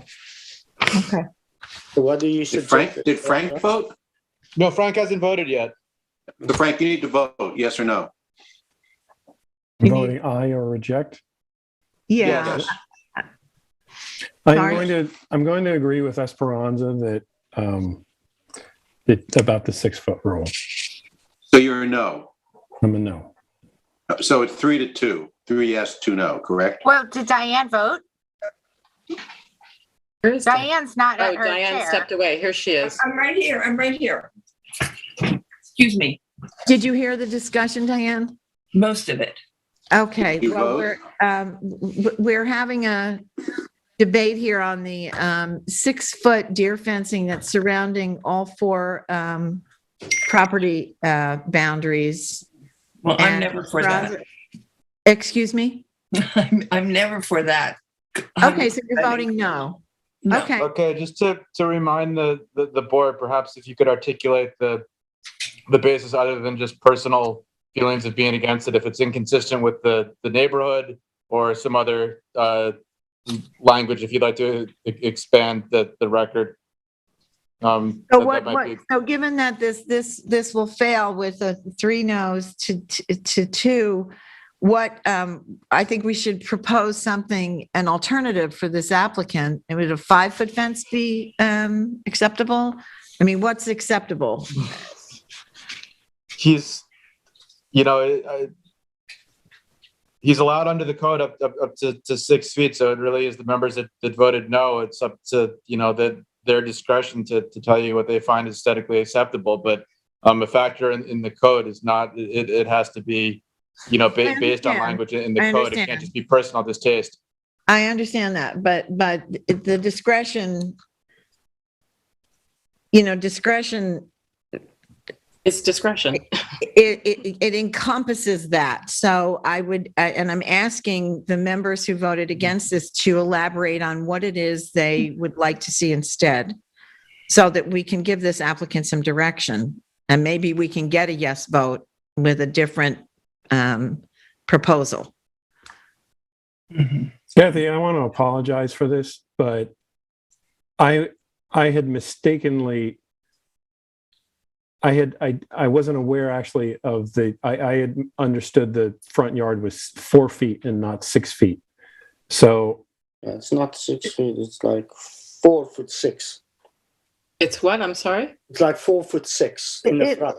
It's 5 on one side and 6 on the other. I measured on the it. sides and the rear, it average 5 foot. It goes up and down. I don't know why it goes up and down. Is the front yard conforming or not? The front yard is on average 4'6". The front yard. That's different. I thought I heard 6 feet in the front, No, basically. Yeah, I did. Sides and rear, 5'7". Right. Average. And And he's front allowed that yard as of average right anyway. In 4 the side of the Okay, rear yard. David, I mean, this is at our discretion. We're just having a discussion. Well, So The and if side it's in the rear yard is not at your 6, discretion. then The it's side in the rear yard. Okay, one at a time, please. One at a in time, the please. front we're talking about. Okay. In the front. And All that's, right. I don't have a problem with the side and the rear. Okay. Right. Okay. What is he permitted as of right for the front yard? 4. Okay. And it's 4'6". As of right, yeah. It's a little It's over 4'6" as of right or And 4? 4. No, it's 4. 4 feet as of Right. right. 4 flat, no, 4 Right. nothing else. So 4 feet. And 4 then, feet front needs to be, okay. But it's a little over that in the front. Correct. Okay. I had my understanding of, again, I apologize. My understanding from the discussion was that the front yard was about 6 feet, the existing. Yes. So if it's more like 4'6", Correct. I'm willing to accept that. Yes, likewise. Me too. Okay. Okay, well, that's good news. Yay. That's good. All right. So can we So- redo the motion? Yeah, I was just gonna, you're thank reading you. my mind. That's exactly where I'm headed with this. So,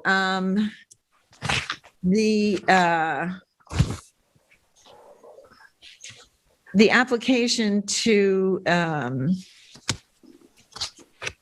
I guess, approve an existing fence where 4 feet 6 inches in the front to either side of the gate exists, and the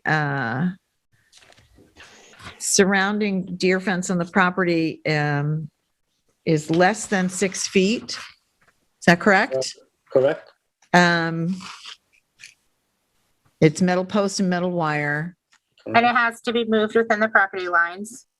Which, yes, yeah, that was my next sentence. And the border along Ancient Highway needs to be moved within the property lines. Correct. So that's the motion. So What all about time the it's gate? done to do The is driveway just gate? move the south fence into the property, his property. line. Yes, that's right. And the gate, the pre-existing gate is acceptable. There's That's all nothing, acceptable. nothing, That's nothing inside. Okay. Yeah, it's extraordinary about the gate. No, it's quite enough. Okay. That can be done. All right. So I've made that motion. May I have a second, please? We good with that, David? Yeah, if Julie is clear on what was approved, that's fine. Okay. Julie, I guess you're the one I should ask. Yeah. Okay. So we have a second. Second. All in favor? Aye. Aye. Aye. Opposed? Aye. Okay. It's carried, passed and carried. Thank you to our dissenters for, that was helpful. It made clarity. Just quick last question. Do we have to come back to the meeting, or do we just have to fix the fence and then get an inspection? I think the latter, I don't know. You have to have an approval from us, and presently I don't know. David, help me with this. I don't know. They have to come back for a certificate of occupancy. Okay. So someone will have to come up and, ensure that they've moved the fence onto the property line and all the stuff that's in the resolution. Right. But that is and then we done issue through a the CO. building department. No, through us. No, ARB, Okay. the ARB issues a certificate of occupancy, and then the building department adds that CO to the property CO. Okay. So the process happens twice. Okay. But my question is, do we have to come in front of the board again? Yes. Yes, you will. Okay. Okay. So Thank after you do all the work, you notify Julie that you're ready to be put on for a certificate of occupancy, and you'll be on again. Okay. Thank you so much. All You're right. welcome. Thank you. Thank you. Have a good evening. You too. Okay. Bye. Next, Nicole Conlon, care of Zorin Ratowski. Excuse me if I didn't pronounce that correctly. 81 Springs Fireplace Road, East Hampton, New York, Suffolk County Tax Map number 300-161-2-48. 81 Springs Fireplace Road. Chip, this is yours. Matt, are they on the phone? Thank you for reminding me. Oh, there you are. Hi. There's zero calls. It's good seeing you guys again. Good. And can we ping up some of the pictures? Okay, great. So I'm going to start. So this is a 4/10 of an acre property at the very beginning of Springs Fireplace Road, between the V with 3 Mile Harbor Road and the intersection with Floyd Street. This is a quaint residential area of smaller homes on small lots and includes a bucolic farm across the street.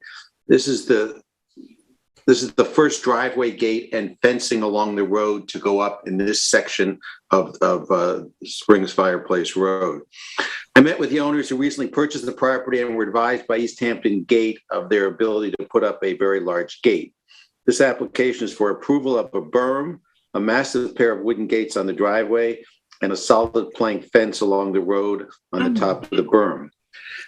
There you see the berm. It's about 2 feet tall. You see the fencing, 32 feet of fencing, and there you see the driveway gates. The issues are they created a 2-foot berm, 32 feet long across the front of the property, and placed a 6-foot-high fence on it. The berm is within code. The fence is not. You are not allowed to put fences on top of berms, having reread the code last night. The whitewood driveway gate is 6 feet 8 inches high in the corners and 10 feet wide. They were salvaged from another property and would be much more conducive to be on a very large house on a very large property rather than on this relatively small property. The gates are tremendous. They're mounted on steel posts and they are 27 feet off the road. Whatever we do here creates a precedent with the goal to maintain the rural character of this stretch of the road, but at the same time provide some privacy for the applicants. We should avoid creating a wall of fences and gates where the road becomes a tunnel-like process and loses its charm. I recommend, and the code will require it, that the fencing be removed, and the owner who has talked about putting a evergreen hedge on top of the berm should do that. I think with the gates, they are so large, I think they need to be cut down to 4 feet. Nicole or Zarin, do you want to talk a little bit about it? Chip, real quick, I think some of the stockade fencing on the driveway side also runs off the property line, looking at the survey as well. Does it really? Okay. Oh my gosh. Yeah. What's a 6-foot stockade fencing on the right? That's 180.67 is the part of the fence that I'm looking at. Yeah, the first couple hundred feet, or maybe Oh, the I first see 100 where feet, it it's on the neighbor's property. Yeah, got it. Sorry, what side are we looking at with that? The left side of your driveway, the fence, if that's your fence, is not on your property. It's on the neighbor's property. That old stockade fence. Yeah, we talked to the Lesters about that, and they said that that was the original fence from over 30 years ago. I can confirm some of those. Whose fence is it, Zarin? I don't think we know, right? We're not. We need to clarify that. Okay, well, that's not your biggest problem. Let's talk about the. We understand. We understand where you guys are coming from 100%. During the purchase period, we were looking for safety, number one, for children, dogs, and deer coming in and staying out of the street. And we recognize that this doesn't match the code. We had ordered the trees, but then the trees got here, but then we couldn't get I couldn't do it myself. We didn't have workers. So it was a little bit of a circle on that session. We're looking forward to taking that fence down to, and taking that fence down and getting those trees put in. Or some of the shrubs that we're planning on doing, which we're more than happy to review with you guys to get your input on that, to make sure that we're all on the same page with that. Something similar, I think you mentioned that the next door, those we can get a little bit easier. Yeah, I think their arborvitae, giant arborvitae, would make a very nice straight line there if you could match up to the neighbor. Yes. Yeah, that's not a problem at all. In regards to the gate, we understand where you guys are coming from and keeping that line. We did choose this gate based on the other gates that we have seen in the area. And it did also. Zarin, there are no other gates in the area. Let's be clear. There are no other gates on your section of Springs Fireplace Road. You might find gates like this in other parts of East Hampton, but there are no gates on that road. Yes, that is correct. Yes, that is correct. But it also gives a clean sight of vision to the house, and you can see right through it, and it's fully transparent. So if we are able to, once we get the trees all planted and that taken care of, maybe take a second look at this, and then we can actually get a real view of what this total prospect looks like. Because right now I feel that with this wall-like berm and fence on top, it sends off the wrong message right from the front. And if we're able just to look at this with maybe a clean view, once we get that taken down and it's a little less obtrusive, if we could revisit the gate, that would be our preference. Is that something you guys would consider? Yeah, we could table this. I think you see where the gate has a horizontal board across about halfway up. If you could just cut the top part off, that would be an elegant solution, and you could keep your gate. I fully understand that. I looked into that. It's actually a steel frame in there, so that's going to be a little bit harder to cut through. In addition, we are pretty concerned about the deer. We've had a couple instances with deer being hit right in front, and they're coming into our yard, and I think we're kind of attracting that in some way. The 4-foot fence, they're going to get over immediately. And that's something that we've seen. We haven't been here that long. As I mentioned yesterday, we recently purchased the house, but we did have issues with that. And we've talked to the neighbors about it as well.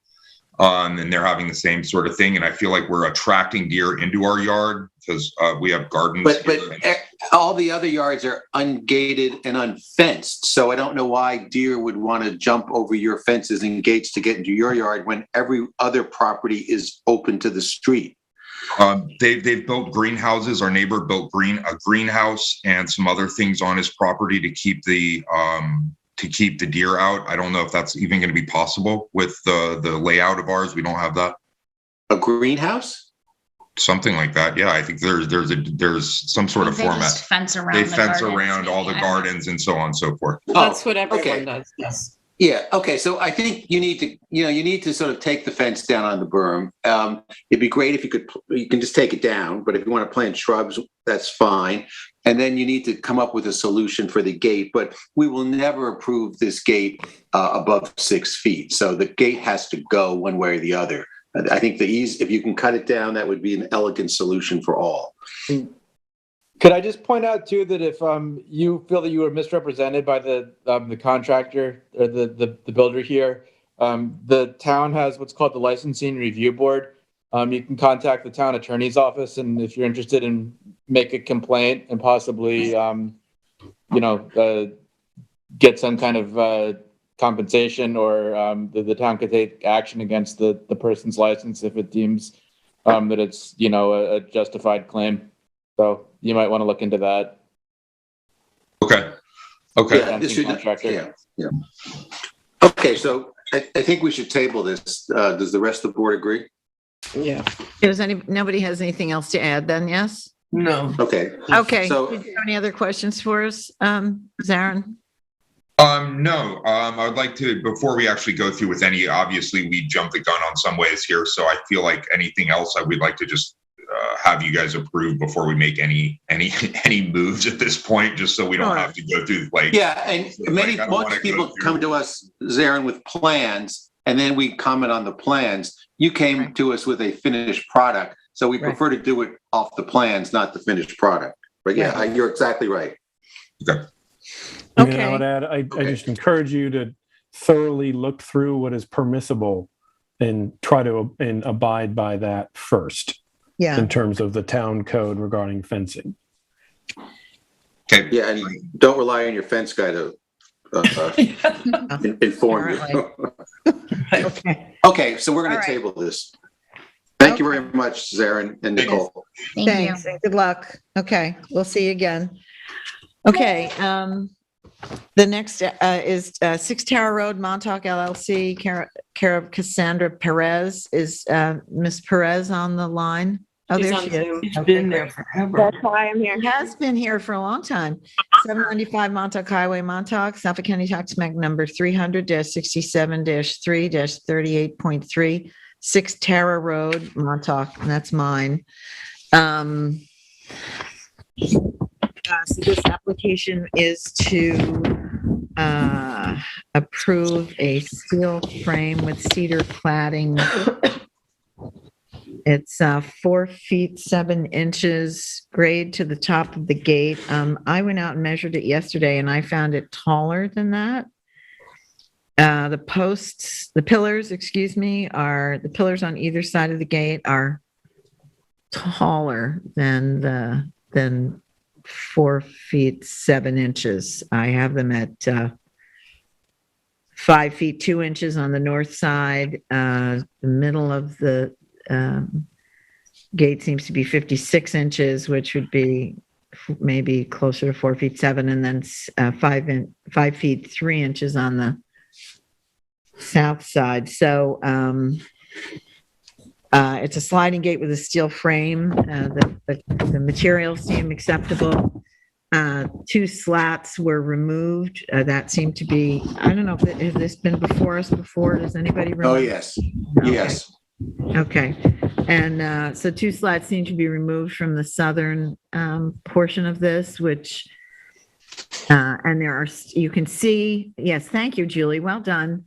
You can see where the slats are removed, but I think that those supports would need to be cut away, otherwise it could go right back up. There's a picture of the other side too, isn't there, Julie? Yeah, there we go. That one seemed more conforming in general, the number of slats, although and the grade goes up there a little bit, so that one was a little small, a little shorter.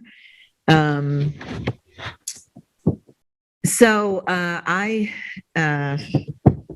wish the whole thing was shorter. I think the caps on the pillars might help to make it, if removing that might make it shorter, but I don't have any particular objection to the way they look now. I just would want to see those supports eliminated for the slats, although that does create kind of a big gap between the height of the pillar and then where the fence starts. That's a little, it's asymmetrical, but you can see, this is a good picture. You can see how it's the way the grade goes down. Is that the old picture? That has to be the old. Yeah, that's the old picture, but it shows you the grade better than my photograph did. Because if you look on the left side, you can see how the grade tips down to the right there, so that there are more slats. There are more slats on the right side anyway, and that pillar is bigger.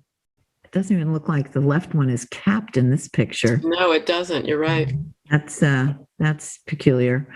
Well, maybe removing the cap is a good idea, and replacing it with some sort of flat surface. Yes, I would go for that.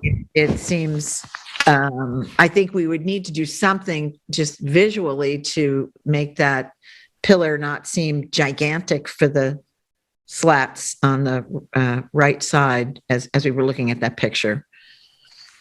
Ms. Perez, do you want to add anything? Yeah. Hi, everyone. So I guess our original intent was to keep, a 4-foot gate to keep with the zoning guidelines, but, the grade and how the slope in the driveway, it just ended up being a little larger. And I took these measurements based on how the building department came when they came to inspect the house, and they just took it from the Belgian block. So that's where I got the 4.7, and then the 4'11" to the top of the pillar. But one side of the gate was, I guess, maintained the 4-foot height, and then due to the slope, it kind of grew to 5 foot, a 4'7" with a 5'11" height pillar. And we were just trying to keep aesthetically, the evenness and of the two pillars. So that's how we came up with that height. I mean, and we were hoping to kind of replace, put back the gate that was removed, if that's at all possible. Okay, well, I could use help from my other board members here, because if you all have seen this before, I don't know whose application it was before it was assigned to me. It was Betsy, I'm sure. Okay. Well, does anybody have any recollection of what happened here and why this is? I didn't realize that the gate was eliminated. Was the gate eliminated as part of this application when we first saw it? I don't recall. We wouldn't have done that. We would have asked the gate be a certain height. Yeah. Okay. So she's asking if they can put the gate back, but I don't understand. I don't understand that either. I thought it was there. So the gate was there, and then I'm sorry. Yeah, the gate was there, and it was withdrawn. It was just taken off to close out the permit and get the C of O approved. But so what is the height of the actual gate? So the actual height, the overall gate is actually 4 feet, but if you measure it from grade, on one side is 4'7". Okay, so what is it measured everything is measured from grade. So there's we don't need to know what the actual, the height of the gate. In terms of its visual impacts and the way it appears on the property, it's the measurement from the grade. So if it's, it would help to just simplify that. I didn't see it. I went there yesterday. 4'7". It's 4 foot on one side and it's 4'7" on the other side. And I doubt it's 4 foot on one side if the actual gate is 4 feet high. There seem to be a lot of numbers flying around here. Yeah. It just seems to me that there needs to be a proper field verification of heights. Yes. Well, it would be, there was no gate there yesterday. So I went there yesterday and I measured these things, but there was no gate to measure. It was. But you're saying, Kathy, that the top of the pillars were what? It was like 5'11"? No, not that high. The one on that one there that we're looking at was 62 inches, which is 5 feet 2 inches. So we would let that go usually. Yes. Yeah, right. And then the other side, where Julie is brilliantly intuiting where I want to go, is 65 inches, which is 5 feet 5 inches. Right. So, and I wouldn't even mind that so much, except that these slats have been removed. So there's this Yeah, it looks terrible. The pillar looks outsized for the fencing, for the, you know. Would we be able to, but we would like to put the boards back to match the height evenly across. Why did you remove the boards? We were just trying to keep it under the 4 feet.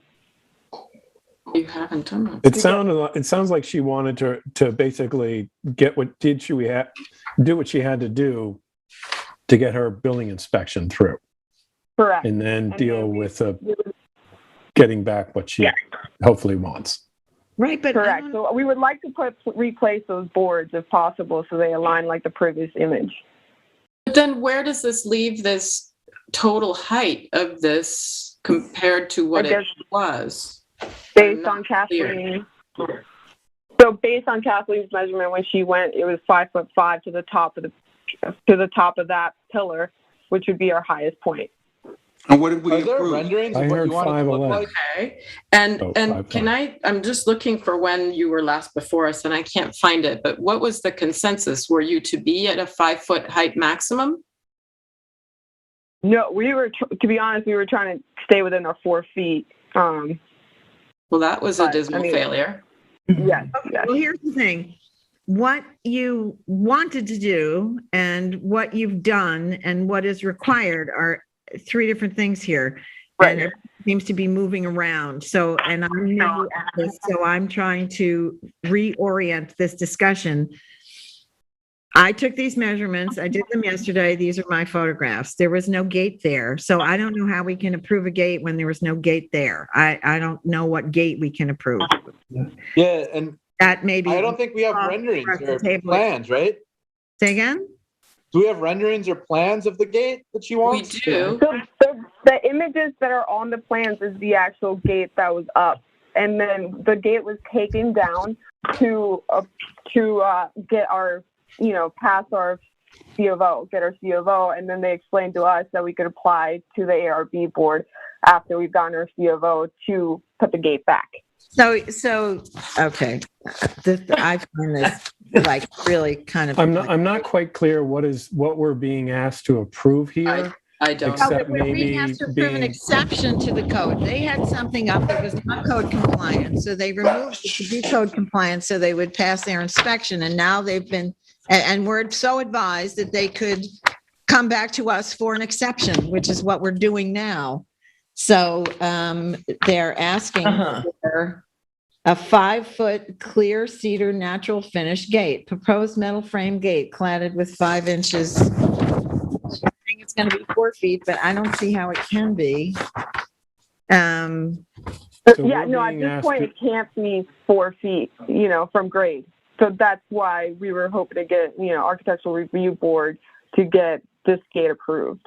So so what we're looking at here is what you originally had, but you removed it to get your C of O. Is that correct? Correct. Okay. Yes. So we all on the same page now? We're like, this is a retrofit to accommodate getting a C of O. And are we, do we approve this? The highest point of it is 5 feet, 5 inches. So Kathy and Cassandra, instead of dealing with cutting this thing down, I noticed on the right side, there's a huge drop in grade from the road. Why don't you fill it in from the bottom so you get the height that you need? In other words, bring topsoil in there and level that area out to the right pillar. Because you can't do that. It's a substantial area that we would have to fill, because it seems like that whole area is the lowest point. That's where all the water gravitates, and there's all natural vegetation in that area that we didn't really feel like we wanted to move. Well, you could build it up there for where the fence is. That's not natural vegetation. Yeah, but we could south of the fence. Chip's Point is a good one, but I frankly think it would change the topography in it would look weird. It would be like the gate is on a hill, like a little mound. And frankly, everything slopes towards the ocean there, and it would just wash away at some point anyway. If they didn't really landscape it properly. It's a good suggestion, but I don't know if it'll really work there. So we approved a 4-foot gate and 4-foot posts, and now everything's coming in at over 5 feet. Is that what's going on here? I don't think we've ever approved anything on this. Yeah, we have. Or we have. Yeah. Approved. Well, there was a. Well, what do you mean? Just on the street? There's 6-foot gates on the street. No. Do you have a resolution from us? We're not going to talk about the street. No. I think you had a Betsy would have resolution made the this. last time you were here approving any kind of gate, or do you just come back because we tabled it? No, this is the first time I'm here. We were originally we were just trying to stay within our 4-foot parameter, and it grew. Okay. So then it ended up being larger than our 4 foot. So now we're here. They're here because of the building department. They're here because of their inspection. They're here because of the building department. They have not made application to this board prior to this moment. Is that correct? Correct. Okay. So this is just, they're trying to change this back to the way it was originally built because they had to eliminate portions of it in order to get their certificate of occupancy. Right. So we are being asked to approve what was originally built, basically. And here we are. Just to clarify, there was no permission granted to exceed 4 feet for the fence and the gate, correct? Correct. But it was that the owner went ahead and built it. Right. Yes. Shoot first, ask questions later. Yeah. So what is the logic, the argument that we should allow this? Yeah, I'm having a really tough time with this because also I can't recall that you're saying that we have never reviewed this. This looks like other things that we have reviewed and we have not been very favorable about it. And I believe maybe that's why you were trying to do a 4-foot gate fence. To avoid having to deal with this situation. Correct. We were trying to avoid, we were trying to stay within the zoning guidelines and avoid, this whole situation. But then by the time we put the Belgian block in the grade and we had to put the gate over the Belgian block, the gate was in, and then it kind of just ended up being, I guess, 5, at the tallest point, 5'5". It's amazing. A whole foot and a half. Wow. Okay. Yeah, I don't see any hardship here or why. Well, it is a steel frame gate cladded, so it would be a substantial. It'd be a fairly substantial. That you put in though. Yeah, that's your gamble. Okay, well, so what is does anybody else on the board have anything they'd like to? Are you in justice court for this? No. Why would they be in court for it? I don't know. Because they get sometimes if they have a 5-foot gate with no approval, it gets referred to for a violation. If they built it and doesn't have ARB approval, they get sent here. They get a notice of violation. They get sent from justice court. No, we're not in justice court. But just to clarify, the gate is not the only thing that's 5 foot high. Would be the pillar on the right hand side. The gate is not. Both the pillars are 5 feet. The northern one, the one on the left, is 62 inches. I measured it yesterday. That's 5 feet. You have to measure it from grade. Yeah, which I did. Okay. Right. So okay. I I feel as though you're going to have to come back to us with something different. I don't think this is working right now. I think that I'd like to see more of like the streetscape, or maybe I'd have to go out there myself too, because I feel like I know that just we've had a lot of this with these neighborhoods in Montauk, and the proliferation of driveway gates is excessive. So there is a couple of 6-foot gates on that property, about 20 foot from the street. On that property, do you mean in that neighborhood when you say on that property? Yeah, in the neighborhood. There are other 6-foot gates on that property? Yeah, actually, not on the property, on the street. When you drive on 6 Terra, there's some 6-foot gates. Right, which may or may not have come before this board. Right. As was built without permission. Right. So, right. I think we should draw this to a close, and I think we should ask the applicant to come back with a different approach to this. Does anybody disagree with that? I agree. So what exactly do you think? We need it to be smaller. It needs to be shorter, You're going to have to redesign this a little bit and maybe take Chip's suggestion of building up the ground to accept, what you have, so you don't have to make it so tall, because it's misaligned. It's hard-ish. There are just too many design elements that are outside of the code that we're trying to assess, and I think that.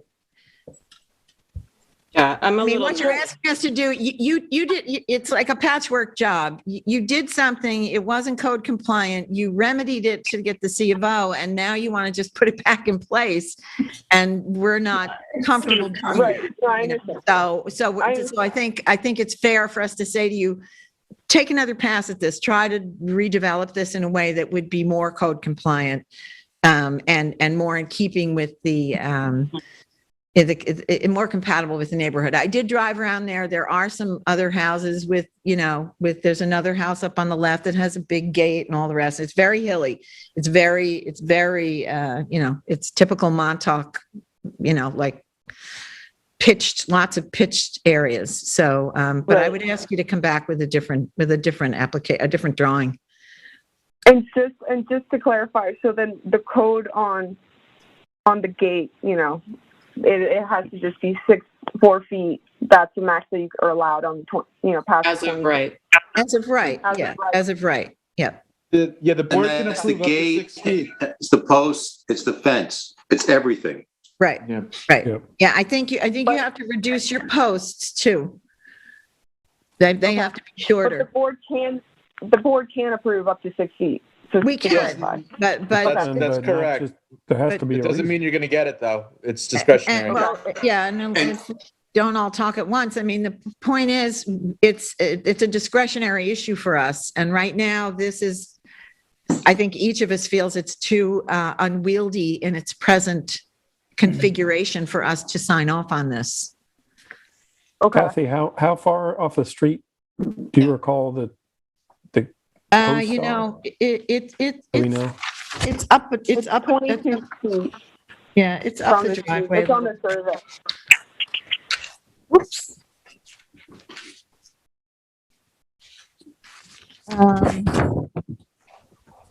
So on the survey, it says it's 22 feet from the edge of pavement.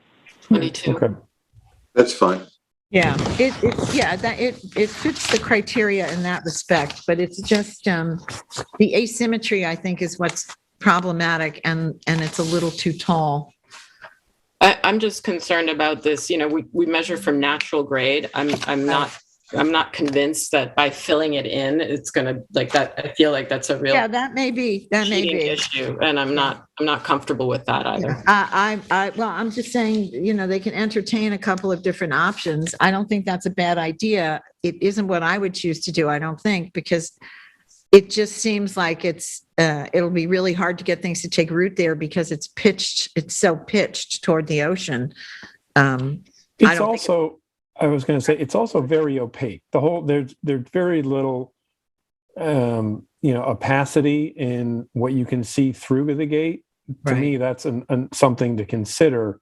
Is this is not like a deer fence with a minimal frame to it. This is some pretty. It's almost solid wood. It's more wall-like. Yeah. Okay. Okay, let's go. Okay, Cassandra, did that give you something to work on, right? Yeah, a little bit. I'm just curious of like how to rework this without having to redo the gate. Yeah. I wish I could give you more advice. It's not my area of expertise. So, okay. Okay. We'll look forward to your resubmission. Okay. Well, thank you. Thank you very much. Have a good evening. So we are tabling this. Yes. I guess that's what we're doing. So somebody has to say. Okay, I make a motion to table 6 Tara Road. Second. Okay, all in favor? Aye. Okay. Aye. Anybody opposed? Okay, great. So we're tabled. We're officially tabled. Okay, extension of time. Is that our next thing? Yes. Abraham Jaros, 15 Peach Farm Lane, East Hampton. Suffolk County Tax Map number 300-113-3-24.9, 15 Peach Farm Lane, East Hampton. That's mine. I had some questions about this one and I referred them to David. Is the applicant here? Yes, I'm here. Okay. And Eu não sei, mas parece ser depois da nossa ou não. Beatrice, can you put the mute on, please? And who is the applicant? Could you identify yourself, please? Yes, Christine Rivera from Mr. Jaros. Christine Rivera. Hi, Christine. Thank you for joining us. Okay, so this is this gate that that you see was approved. Well, an approval was made on 2015 for a 6 foot 8 inch maximum height gate and with a clear, I don't know what 545 means, something cedar with a finish, with a white finish. The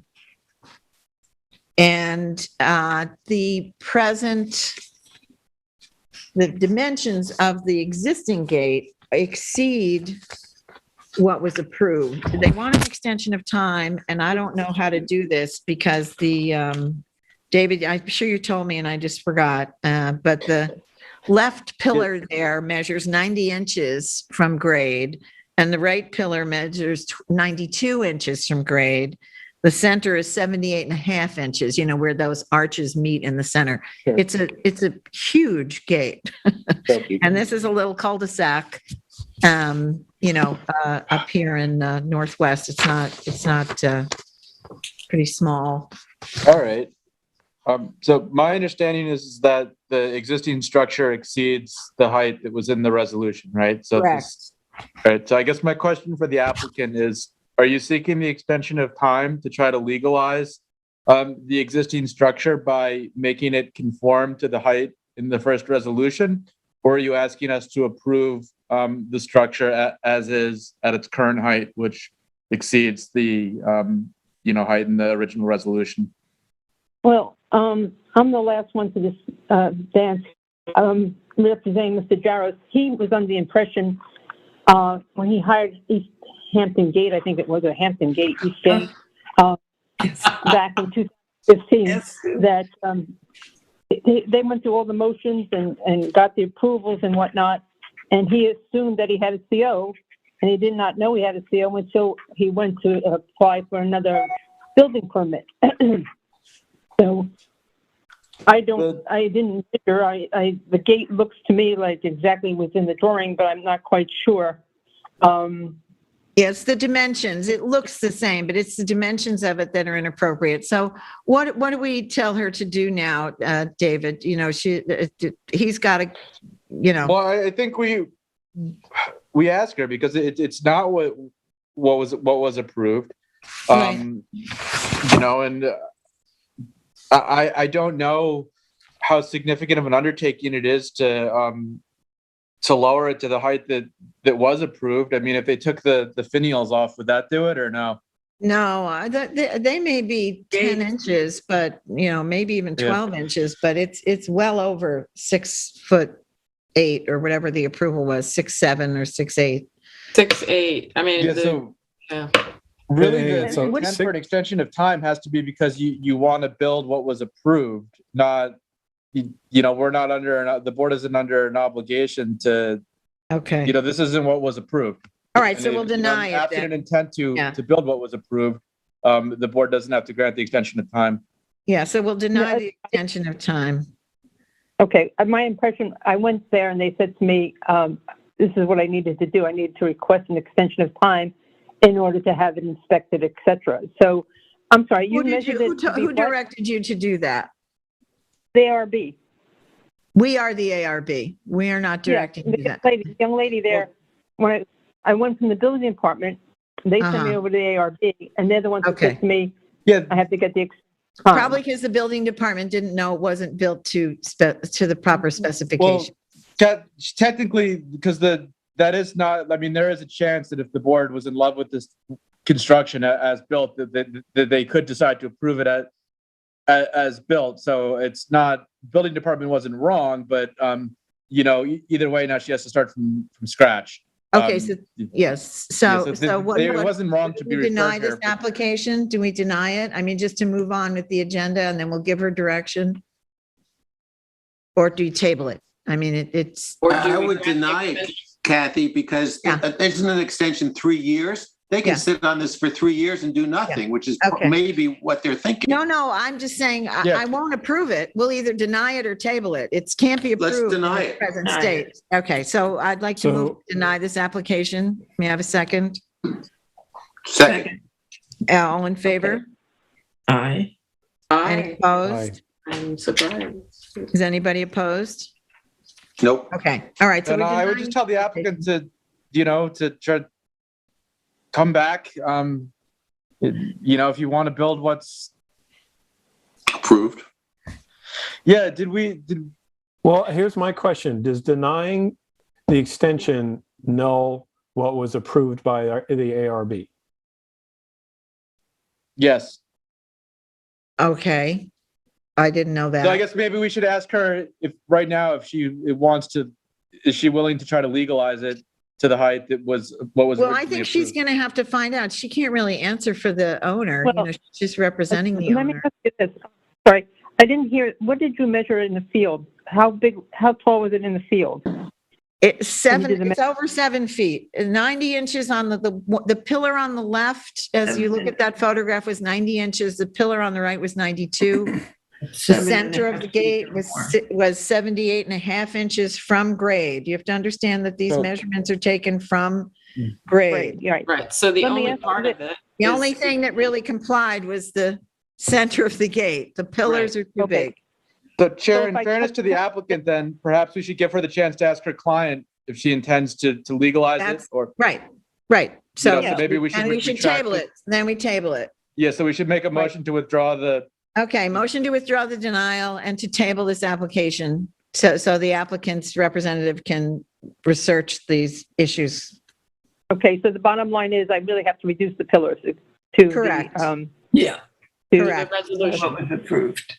For us to even consider the extension of time. Okay, and the pillars have to be how high? I'm sorry, you said how high can the pillars be? We can. It's what's in your original resolution. It's in the resolution. You can ask Julie. I don't want to have to go through these details through this meeting. You can call the ARB secretary and she will, send you a copy of the resolution and you can refer to that. Okay. Right now, I'd like to rescind the denial of this application. I'm making that motion with someone second. All in favor?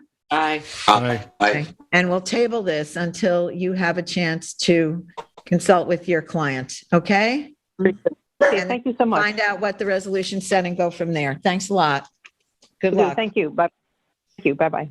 Okay, now. All right, agricultural overlays. I'm sorry this meeting is going so long. My hopes have been dashed. They've just been dashed by this meeting. 12, Wainscott Pastures LLC, care of Frank Greenwald, architect, 295 Main Street, Sag Harbor. Suffolk County Tax Map number 300-200-1-3.3, 76 Wainscott Hollow Road, Wainscott. This is yours, Esperanza. Yes, thank you. This is an application for a small one-story addition to the north side of an existing residence and a two-story addition for an elevator to the south side, all to match the existing shingle residence. The first addition is 29 by 15, which is one story. It's 435 total square feet. And the second elevator addition is a total of 102 square feet. I don't know what would be best to look at the survey. Yeah, thank you. So you can see we have Wainscot Hollow Road on the right.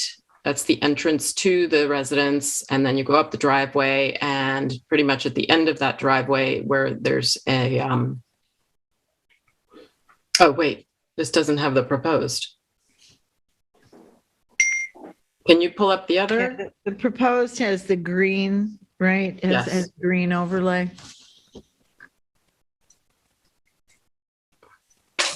Hi, Mr. Greenwald. Sorry, I saw you there, so I just leapt ahead. It's not that one, Julie. Yeah, I didn't even have that other survey. This way, if we look at the survey, then you get a bit of the lay of the land. Can I pull up the survey? We should have it. I have it. Yeah, in if you want to allow him to screen share, he could share his screen. If it's easier for you. Do you have it, Julie, or do you think maybe we should get? I looked in there, and the only survey I saw was the one that Julie put up. Okay, then. Okay. And I have plans. I have it right here. So, okay. Okay, Mr. Please Green, go ahead. do you mind sharing your screen? That would give us that. There we are. Yep. Just that little green bit. Yeah. Yeah, this is the Thank proposed you. survey. Thank you. Okay. Thank you so much. All right. Well, you might as well, please, if you would go ahead and just describe to us, and we can then go through the elevations. So, yeah, this is a home that we built in 1996, about 26 years ago, for clients who are now in their 80s and require some additional household help and a lift, to get up and down in the house. And so what we're proposing at the top, you see in green, is a one-story addition with a shed roof to sort of match the same pitches that's happening in the rear and around the other sides of the house. And at the bottom of the screen, which is the south side of the house, we're proposing a very small elevator shaft that goes from the basement up to the second floor. We tried very, very hard to get this inside the house, obviously, but it wasn't possible to do that. So this is sort of where we ended up.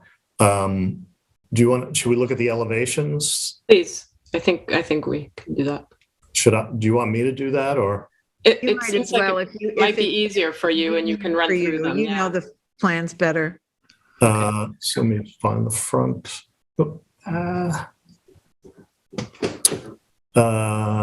this is at the top of the page is the front facade of the house, and you see at the left there's sort of this little addition, which is the elevator, and on the right, where it's pochade with shingle pattern, is the addition.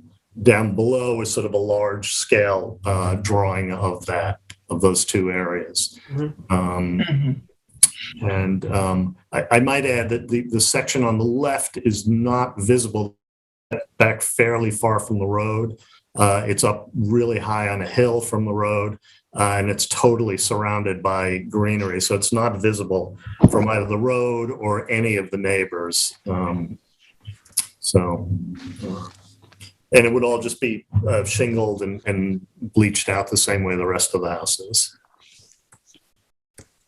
Frank, what is for the top elevation one, the right bubble, what is the white above the new roof? What are we looking at there? Like go to the right? No, not the other one. The other bubble. So you see at the top, what is that? It's a roof that's an existing roof that's coming towards us. Oh, okay. It's a sloped roof that's coming towards us. Got it.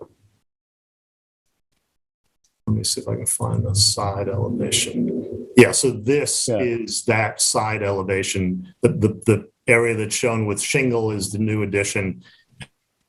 Sort of in that roof on the right side of that new roof, you'll see the existing roof slope that's coming towards the front. So the new addition is shingle and the existing is siding. It's all shingled. We just showed it. Oh, it is all shingled just to show the difference. Got it. So it's all going to be the same. It's all going to be the exact same. This is the rear elevation taken from the backyard with the the elevator shaft on the right side, which is the south side.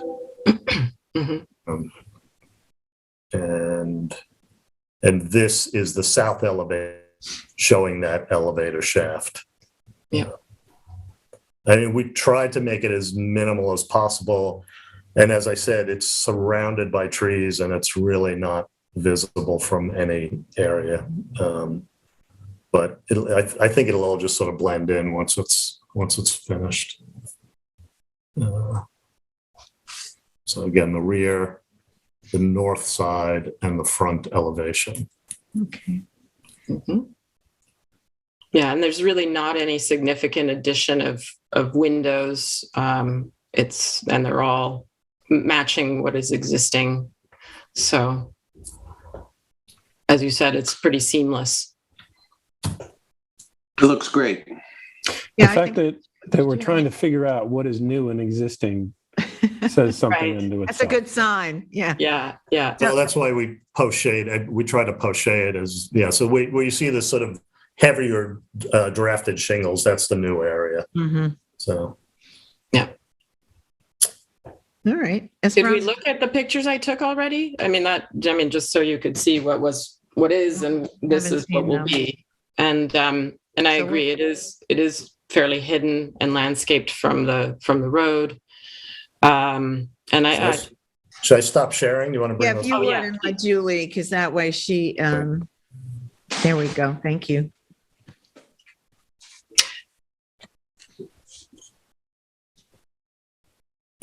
Julie left. Julie left. Okay, well, no problem. Here, that's no good. And I don't think I'm sorry about that. Julie had to step out. What were you asking? No, I was just asking if we wanted to look at the picture. I couldn't remember if we looked at all the pictures that I took. There were only 3, I think. But yeah, I'll put them up for you. Thank you.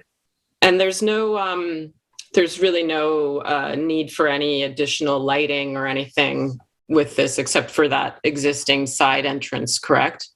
Correct. Yeah. Okay. Yeah. So this is on that right side there. There's that little roof, and where they're doing all the tree work there. I presume that tree is being sacrificed. Yeah. Unfortunately, we've tried. We've had several tree experts in to try to save it, but it's not really. Quite honestly, it was planted too close to the house, and it's at the end of its life. So unfortunately. So you can see even that side, the new addition on that side meets the north line facade, right? I mean, it sort of doesn't extend the footprint out in any way on that side. Correct. Yeah. Correct, on the north side. Okay. All right, and then that's the elevator side. And you see where all the vegetation and everything is, so you really won't see it. Yeah, it's pretty well hidden. Right.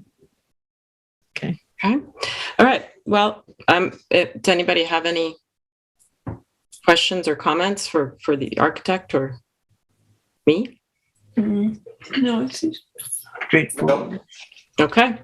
I'll just throw in there, I mean, it's a non-issue, but just so you know, I did look into the records of the property to see whether or not there were any covenants and restrictions or subdivision conditions that would affect the board's decision. As it says on the survey they submitted, this is part of the map of Wainscott Hollow subdivision, which was from 1985. But I didn't see any issues that the board needs to worry about. Thank you for checking that, Eric. That was my next question. I appreciate that. Thank you. Yeah, because these agricultural overlay districts are really important for other reasons. And most often when those subdivisions are made, there are often covenants and restrictions that accompany them that we don't always get to examine as part of the application process. So that's great.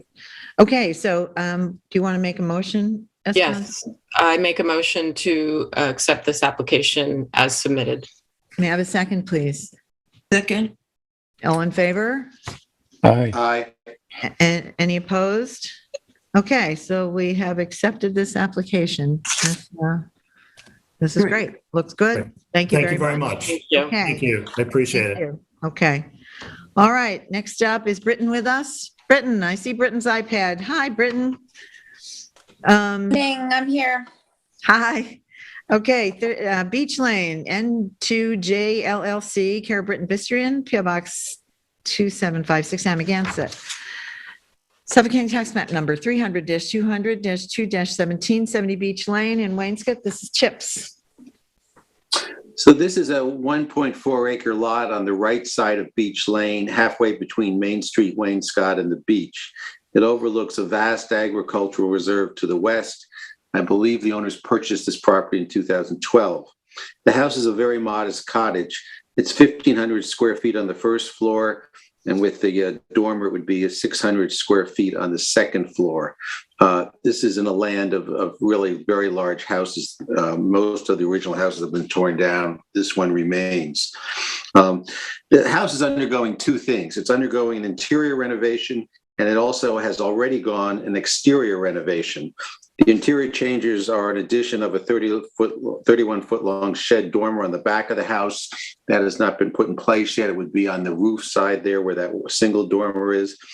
And they also look to board up 7 windows on the north and east side of the house porch to the porch to the right that we're looking at. They want to fill in some of those windows with sort of like solid planks. The exterior changes are an outdoor shower and a glass pavilion, really like a Philip Johnson glass pavilion, measuring 338 square feet. It's 13 by 26, 10 feet tall, a small spa pool, extensive patio of white ceramic tile. Our concern is really this glass pavilion that has already been built. As it's already been built without ARB approval, this is sort of a tricky area. The issue is, what will the pavilion look like when it's lit? And there are 12 mini dot lights in the ceiling of this pavilion, and there are 6 down-sconce spotlights on the outside of this pavilion. The glass box, if it's lit up, will certainly light up from the agricultural reserve to the west. Having thought about this and talked about it with a few board members, I think the only route for us is to see this pavilion lit at night, which would mean that a few of us would have to go there and see what it actually looks like. It's a very unconventional situation. I applaud the owners for keeping the original house, but they should have sought approval of this glass pavilion before they built it. Britton, you want to talk about it? Sure. Good evening and welcome, Chairman Cunningham and members of the board. Britton Bistrian, representing 70 Beach Lane, Wainscott. Just a little background here. I was engaged. There's an open building permit on the property to do an interior renovation. There was some confusion and thought that that pavilion was part of that permit. It wasn't. I sort of was unraveling layers of 2 different contractors and things like that. And so I just want to, be certain that the board understands I definitely didn't oversee building this without ARB approval. I was one of the people that said, not only do you need a building permit for this dormer, but let me pull the old CO and see what was on that CO from 2012, and let's, get the property in good graces. So the pavilion actually, not that this matters all that much, but just for the board's edification, the pavilion actually came in 2 pieces and wasn't actually constructed on the site, but instead just put together, which I thought was, remotely interesting. They purchased it at, Thayer's Hardware in Bridgehampton, and it's a pavilion that you can just buy and piece together. So that may explain why. And also there was a building permit and they thought that there was under it. Anyway, back to the issue at hand. I'd like to sort of isolate the pavilion from the house if possible, because I heard sort of Chip and I spoke offline, and I heard that was kind of, the 2 separate issues. So the pavilion, I understand the lighting at night. What is done a lot of times at Sagaponack Village HRB, they ask for night renderings, and I was thinking maybe that would be a suggestion. That board actually standardly requests them with almost every application because of the sprawling agricultural fields in Sagaponack. It might be something that would be a solution here, that I could table it and come back to the board with a night rendering, taking into account the light fixtures and their lumens and watts and all that. Britton, can Do I you have a interrupt? problem with the board seeing it lit up? at night, or is there a reason that you'd rather do the Right. renderings than do? Can I ask Seems to be Britton, cheaper. instead of just renderings, am I on mute? Let's do Um, one at a time. is Now, there- Frank, would you make your comments, please? Is the electrical hooked up to the pavilion? Yes. So It's all, to David's all in point, place. instead of making someone produce renderings, which are kind of guesswork in terms of actual light emission, why can't we just see it at night? Yeah. Oh, you absolutely can. There's just that's fine. I was just offering a sort of paperwork trail for a parallel board that does similar work in a similar jurisdiction, how they handle this kind of issue. But if you would like to go there at night, I can absolutely get you approval to do that and have it turned on. Yeah, it's a good suggestion to do that, Britton. I just think people want to see they need a. And this is such on-site an unusual inspection. Yes, situation. exactly. I mean, yeah. It's very. So, Britton, there has to be a foundation for this, and they have to have put in electrical. So it wasn't like it was delivered off the back of a pickup truck. There's some work that went in to put this thing in place. I mean, no, I was just saying this wasn't a stick framed. This wasn't right. It's a prefab house. It's a prefab house that got delivered, but there's systems in place that had to accommodate this. So it's not like it just fell out of the sky. They knew that they were building it. Yeah. That would be neat if we could do that, though. Yeah. Drop one in my backyard. I want one too. Yeah. Okay. Well, so can we table that portion of the application? Or because it's as built, is there any way we can discuss the house and? Well, I think we can discuss the house. Yes. Yeah, I think we can discuss the other issues and give you feedback on that, because I think you're going to have to come back to us anyway. So there's no harm in. Did you make your points, Chip, about the building? Yeah, so the 31-foot long shed dormer across the back, I think that's totally in keeping with the architecture of the house. The replacement of some windows and doors, totally keeping with the architecture of the house. I think when we were there yesterday, Frank had some issues about boarding up these windows on this porch that's on the north side of the house. Frank, you want to talk about that? If I could speak to that just quickly. Yep. It's a bedroom, and this rendering, this photograph that's up on the screen right now is perfect. You can literally see straight through the bedroom. It has Beach Lane's a pretty busy street, and the desire was solely to have privacy from the street and not have to, put a big hedge or a big fence or something, but keep that open agricultural feeling, but get some privacy in a bedroom. I would just add, is there any reason why window treatments, you can even get blackout window treatments, can't provide the privacy to the owner? My understanding is that there was also a significant piece of artwork that had wanted to get a home on that wall, which prevents window treatments from being a good solution. But they're boarding up the windows. They're not. Here's my issue with They it. just built this. Here's my issue from an architectural standpoint of view. I mean, I first of all, I think what is as built now is actually good.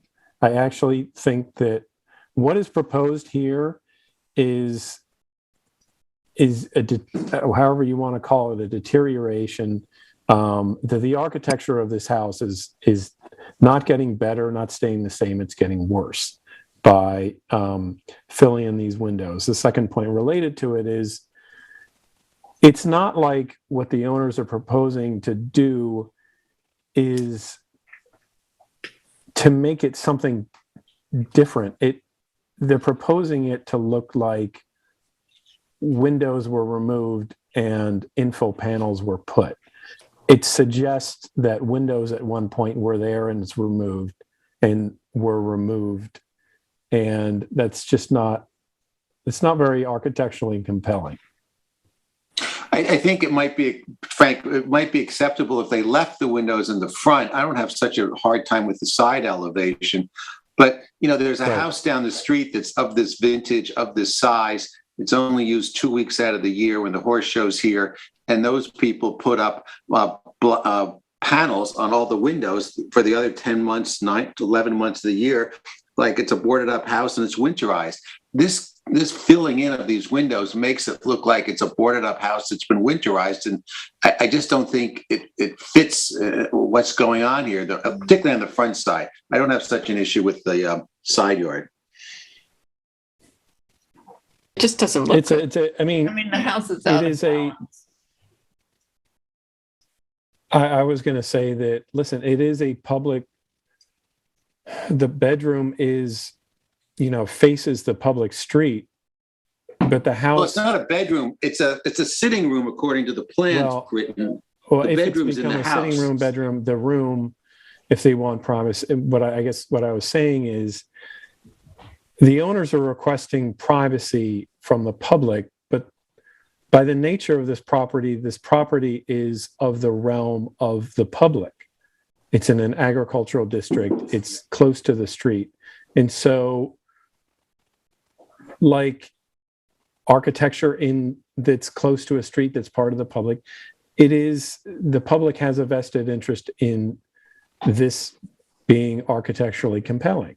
Yeah, I understand what you mean. It's part of the vista. It's part of the vista and the compatibility with the architectural overlay district. I feel similarly to Frank about the street side facing windows. I would have, I don't know. I just it just doesn't. It just looks odd to me. It's such an afterthought. It is such an afterthought. With everything else looks so. I mean, I have other reservations with the pavilion, but even that looks more beautiful than this does. It's compelling in its simplicity and the glass and so forth. But this just doesn't seem. This is such an afterthought and I understand that happens, but I just think I don't know. So, Britton, why don't they shutter the inside of the windows? Why don't they just put interior shutters? Yeah. It doesn't make any sense. I'd just like to make 2 points. In all respect, as the board knows, I'm trained as an architect, so I do think that infilling windows, when I think of historic structures in Florence or anywhere, where there's a long history, there's the addition, sometimes they board up windows and there's a history that's told in that. So I don't think that's architecturally inappropriate. With all due respect to the board, obviously you have jurisdiction. This is the master bedroom. This is labeled, you can't use master bedroom anymore. So it's the primary bedroom, which is the new term for master bedroom. But this is the master bedroom. And this was their desire to keep the existing cute, quaint house and add small little follies to it versus, going up and down this street and seeing how these little houses get torn down and big houses get put in its place. I just think the board should be cautious in shunning a small project like this in this neighborhood where, bulldozers are frequent. So we applaud them. Shunning it. It's not a question of shunning it. It just doesn't look, like Kathy said, it looks like an afterthought. I'm just trying to wrap my brain around these two side structures were completely existing, or were those banisters and everything added? I'm trying to remember the evolution of this. Esperanza, I rented this house 20 years ago. The porch on the left was pre-existing. The porch on the right was a one-car garage that it appears when they bought this house in 2012, they took the garage out and made it this porch. And made this. Okay. Thank you. My plans say a Four Seasons room. Yeah, mine do too. Which is why I didn't think of it as a bedroom, and also felt like Four Seasons room would imply that you want some access to the out of doors, apart from it. It looks out of balance to me, and can you tell me the date on the plans that you have, please? December 22nd, 2021. From Berkman Residence. That's you're looking at a demolition plan, which is the existing. Oh, is that what it is? Oh, you're right. Ground floor demolition plan. Yep, you're right. And that room was converted under the primary open bedroom. building permit. Yeah, I see it. It's on the second page. But just clear, somebody said something about 2012. There's an open building permit that was pulled in 2020 to convert a 244 attached garage to living space. To the living space, right. And now that living space is becoming it would become a master bedroom, and that's the space we're speaking of. I just don't So we don't have the right plans. I just don't You do. understand. I just don't understand how Chip, some sort of. I just don't understand how some sort of window treatment. And There are shrubbery. blackout shades. There are certain elegant shade solutions that can be done from the interior to give the privacy the owner needs, without having to fill in the panels like it's proposed. Yeah, well, at this point, I think I'd like to respectfully request that the board table the application. I will coordinate with Chip to get his night visit done for the pavilion, and I will ask the architect to come to the next board meeting to discuss the architectural additions, because I'm not comfortable redesigning the house for him. Yeah, that makes sense. Okay. That's good with So me. Britton, I mean, by 5:30, it's dark, and we could do this around 5:30, 6 o'clock, some evening that works for everybody, and we'll invite the whole board, but, hopefully a majority of us go. Okay, we'll set something. And we can take a picture, so that's much better than a rendering also. And set something Yeah, up. but this is such an unusual situation. I think you really want to see it in person. If No, you can. I'm saying also, but for the file, it would be. Oh, yeah, for the file, yeah. Okay, so can you want to make a motion to table this? So I make a motion, we table this application pending further investigation. And just to be clear, this will automatically be on the agenda for the fourth Thursday in January? Should. Because I'm not making any submissions that would trigger putting it on the application. I just want to make sure that I'm automatically on that agenda. I will put you there. Okay, thanks. There's been some Okay, great. Thanks, Julie. confusion about how that works in the past, so I just wanted to make sure I was clear. Well, I'm still figuring it out. So Julie says we can put it on. That's good for me. So, okay. Okay, thank you very much. All right, thanks, Britton. Thanks. Okay, good night. And then the next item is 341 Town Lane LLC modification, care of Britton Bistrian, who's now gone. PO Box 2756, Amaganset. Suffolk County Tax Map number 300-149-5-4, 341 Town Lane, Amaganset, is postponed at the request of the applicant. So the next item on the agenda, did someone say something? Okay. I just said yay. Oh, okay, good. Yeah, I'll take that. Tony and Claire Florence, care of Phil Kaufman Builder, 33 Cedar Trails, East Hampton, Suffolk County Tax Map number 300-189-3-7.2, 257 Further Lane, East Hampton, and this is Diane's. Yes. This is an application for the Far Reaches Farm on Further Lane. It's on the north side of Further Lane. It's a vast property. The house is set far back. They are asking to add a detached pool house, 175 square feet, and a 400 square foot detached pool pavilion. There is an existing pool pavilion in the same spot as the proposed one, which is 18 feet high. And perhaps Julie, we could see the pictures. I think it will be clearer. Oh, boy. Okay, there's Frank. Next. The peak, this isn't a very good picture, unfortunately, but the peak of that pavilion is the existing pavilion at 18 feet. The proposed pavilion is to be 14 feet. Well, there you can see it again.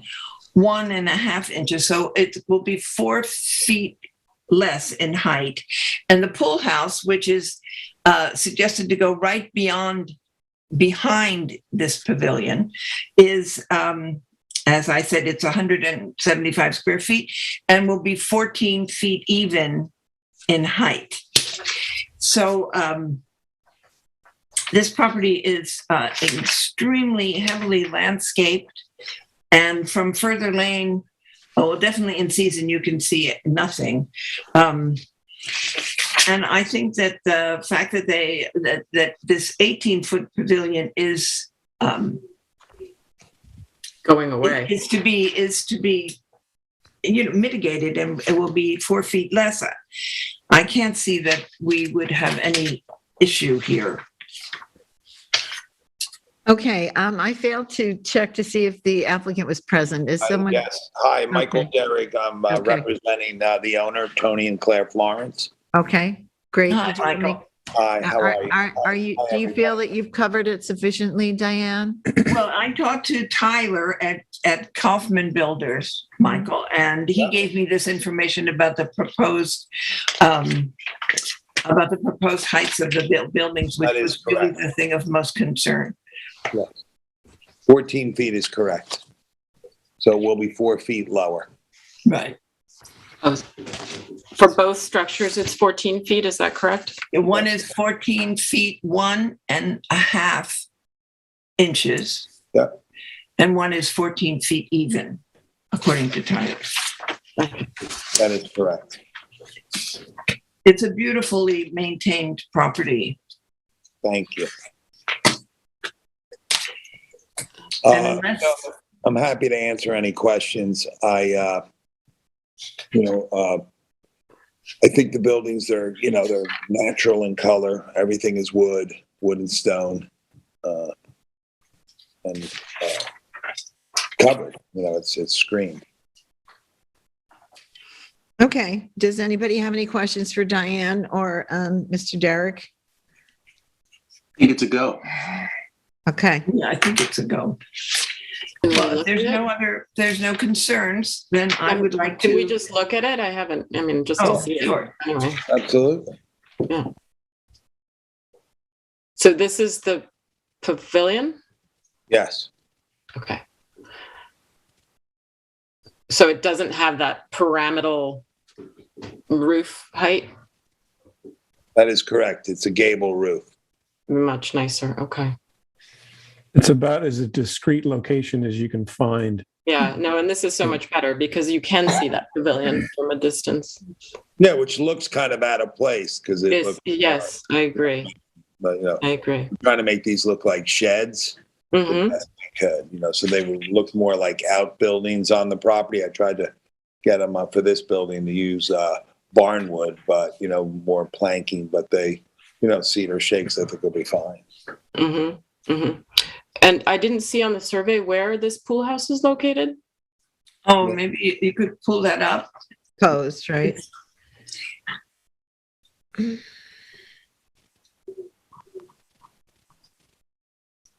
Right here, up in the corner. Okay, so it's from those blurry pictures, it's behind the pavilion that you could see the existing roof of. Yeah. So already this application this property was before us a few months ago when we approved this hot tub and fireplace. Yes, I remember. Situation. But I just can't get a location on the. It's up in the corner here on the left side. You see, way up in the corner. Oh, like right there at the end of that LA. Yes. I see. Okay. Gotcha. All right. Now, Eric, are there any covenants and restrictions on this? I'm assuming this is not a problem. No, I didn't find anything. And in fact, actually, when the residence was built in 2000, I don't know if you had any applications like this when you were on the planning board, Kathy, but there's a provision where you need site plan approval if you're building a residence on an agricultural property of 10 acres or more. The idea behind that is so that somebody can't just take the residence and plop it right down the middle of the farm field. So the planning board looks at, location and access and make sure that the, farm vistas are protected and that the farmland isn't segmented. And the ARB also obviously reviews those applications, and that occurred previously. So that was the only thing I really found. There were no special conditions regarding anything to do with aesthetics or anything related to this application. It was more about the location of structures and, preserving the farm field and keeping a certain setback from, the lands that are able to be farmed. Yep. Okay, great. I just wanted to follow through on that. We did ask you to look that up. Okay, so do I have a motion on this? Does anybody have any other comments or questions? Then I would like to make a motion to accept this application as presented. May I have a second, please? Second. All in favor? Aye. Aye. Any opposed? None opposed, so we're carried, and thank you.